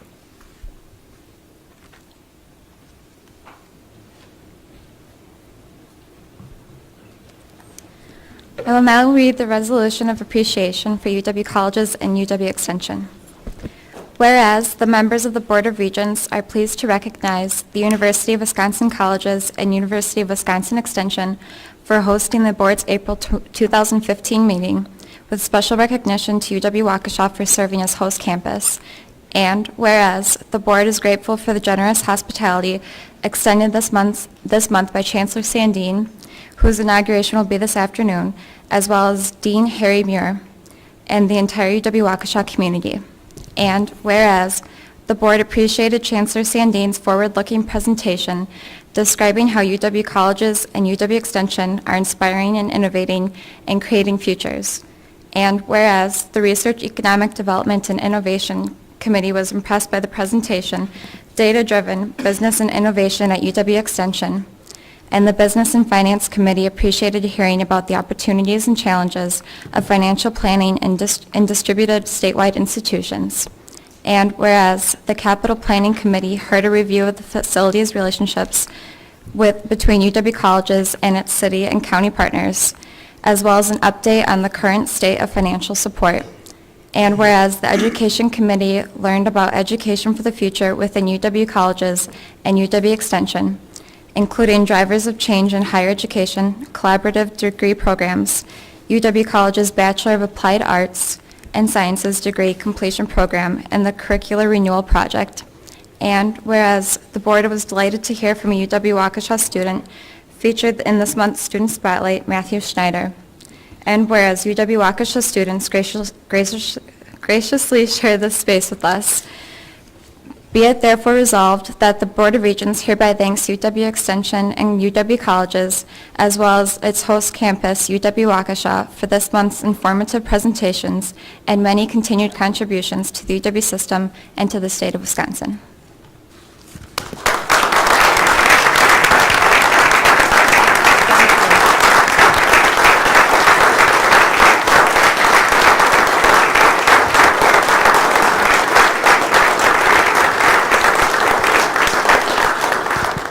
Thank you so much. Got this? Thank you so much. And I'd like to express my appreciation to our team that made this all happen.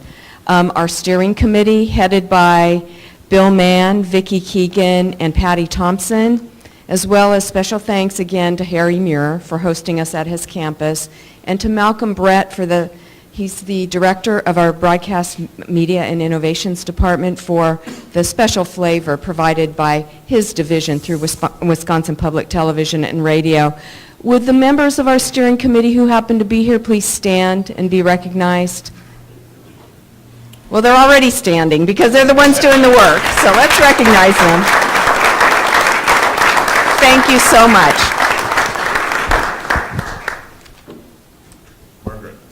Thank you. I just would like 1 minute to add to being a Waukesha County taxpayer who paid for this building. I would like to remind people with the county, I'm so proud to have been able to have this meeting held here. I just think it's a marvelous opportunity for all of us to see the two-year side of the coin. And I also want us to not only thank Dean Muir, but also to ask him to thank his staff and student body. I found out yesterday, when I walked in here, I thought, where are the students? We're where they should be. This is where they spend their daytime hours, in this commons area between their classes. And I couldn't figure out where they were. I have a grandson here, and we texted each other at noon. I didn't know he was on campus yesterday, and I found out the students were moved into the field house. But they said, don't worry, we got pizza. But I also watched them trudge up the hill from more distant parking yesterday morning in the deluge we were having, because we took their parking places. So I think I would like Dean Muir to thank them along with our thanks to him. Thank you. A quick reminder, UW and colleges and extensions invite you to stick around for the inauguration of Kathy Zandine as their third chancellor. The ceremony with no regalia required. We'll start about 1:15 in the Luntfontein Theater, and there's people around who will get you there if you need assistance. Regents and presenters for the event are asked to meet about 1 p.m. in the art gallery in the theater lobby. So we hope to see you there. And before David, I think you had something. Yes, I wanted the board to acknowledge that on Wednesday we lost a really great leader in the state of Wisconsin. Mark Murata died unexpectedly. Mark came to us from Pittsburgh. He was a tough basketball player, was a Marquette star. He told me that he was smart enough to not accept the offer from the New York Knicks and instead went to Harvard Law School. But he really meant that he wasn't a very good basketball player. He used to laugh about it. Mark was a real leader throughout the state. He served for 3 years under Governor Doyle as the Secretary of DOA. He was a big supporter of the UW system. Went back to Milwaukee, was chair of the BMO Bradley Center, was involved in the recent negotiation. He was chair of Summerfest. He was chair of the State Park, active in Boys and Girls Club, a real loss, and a loss to me and our partners. He was a partner of mine in the law firm for 20 years, and he was a close friend, and it's a real loss, and I would like us to at least recognize it in our record.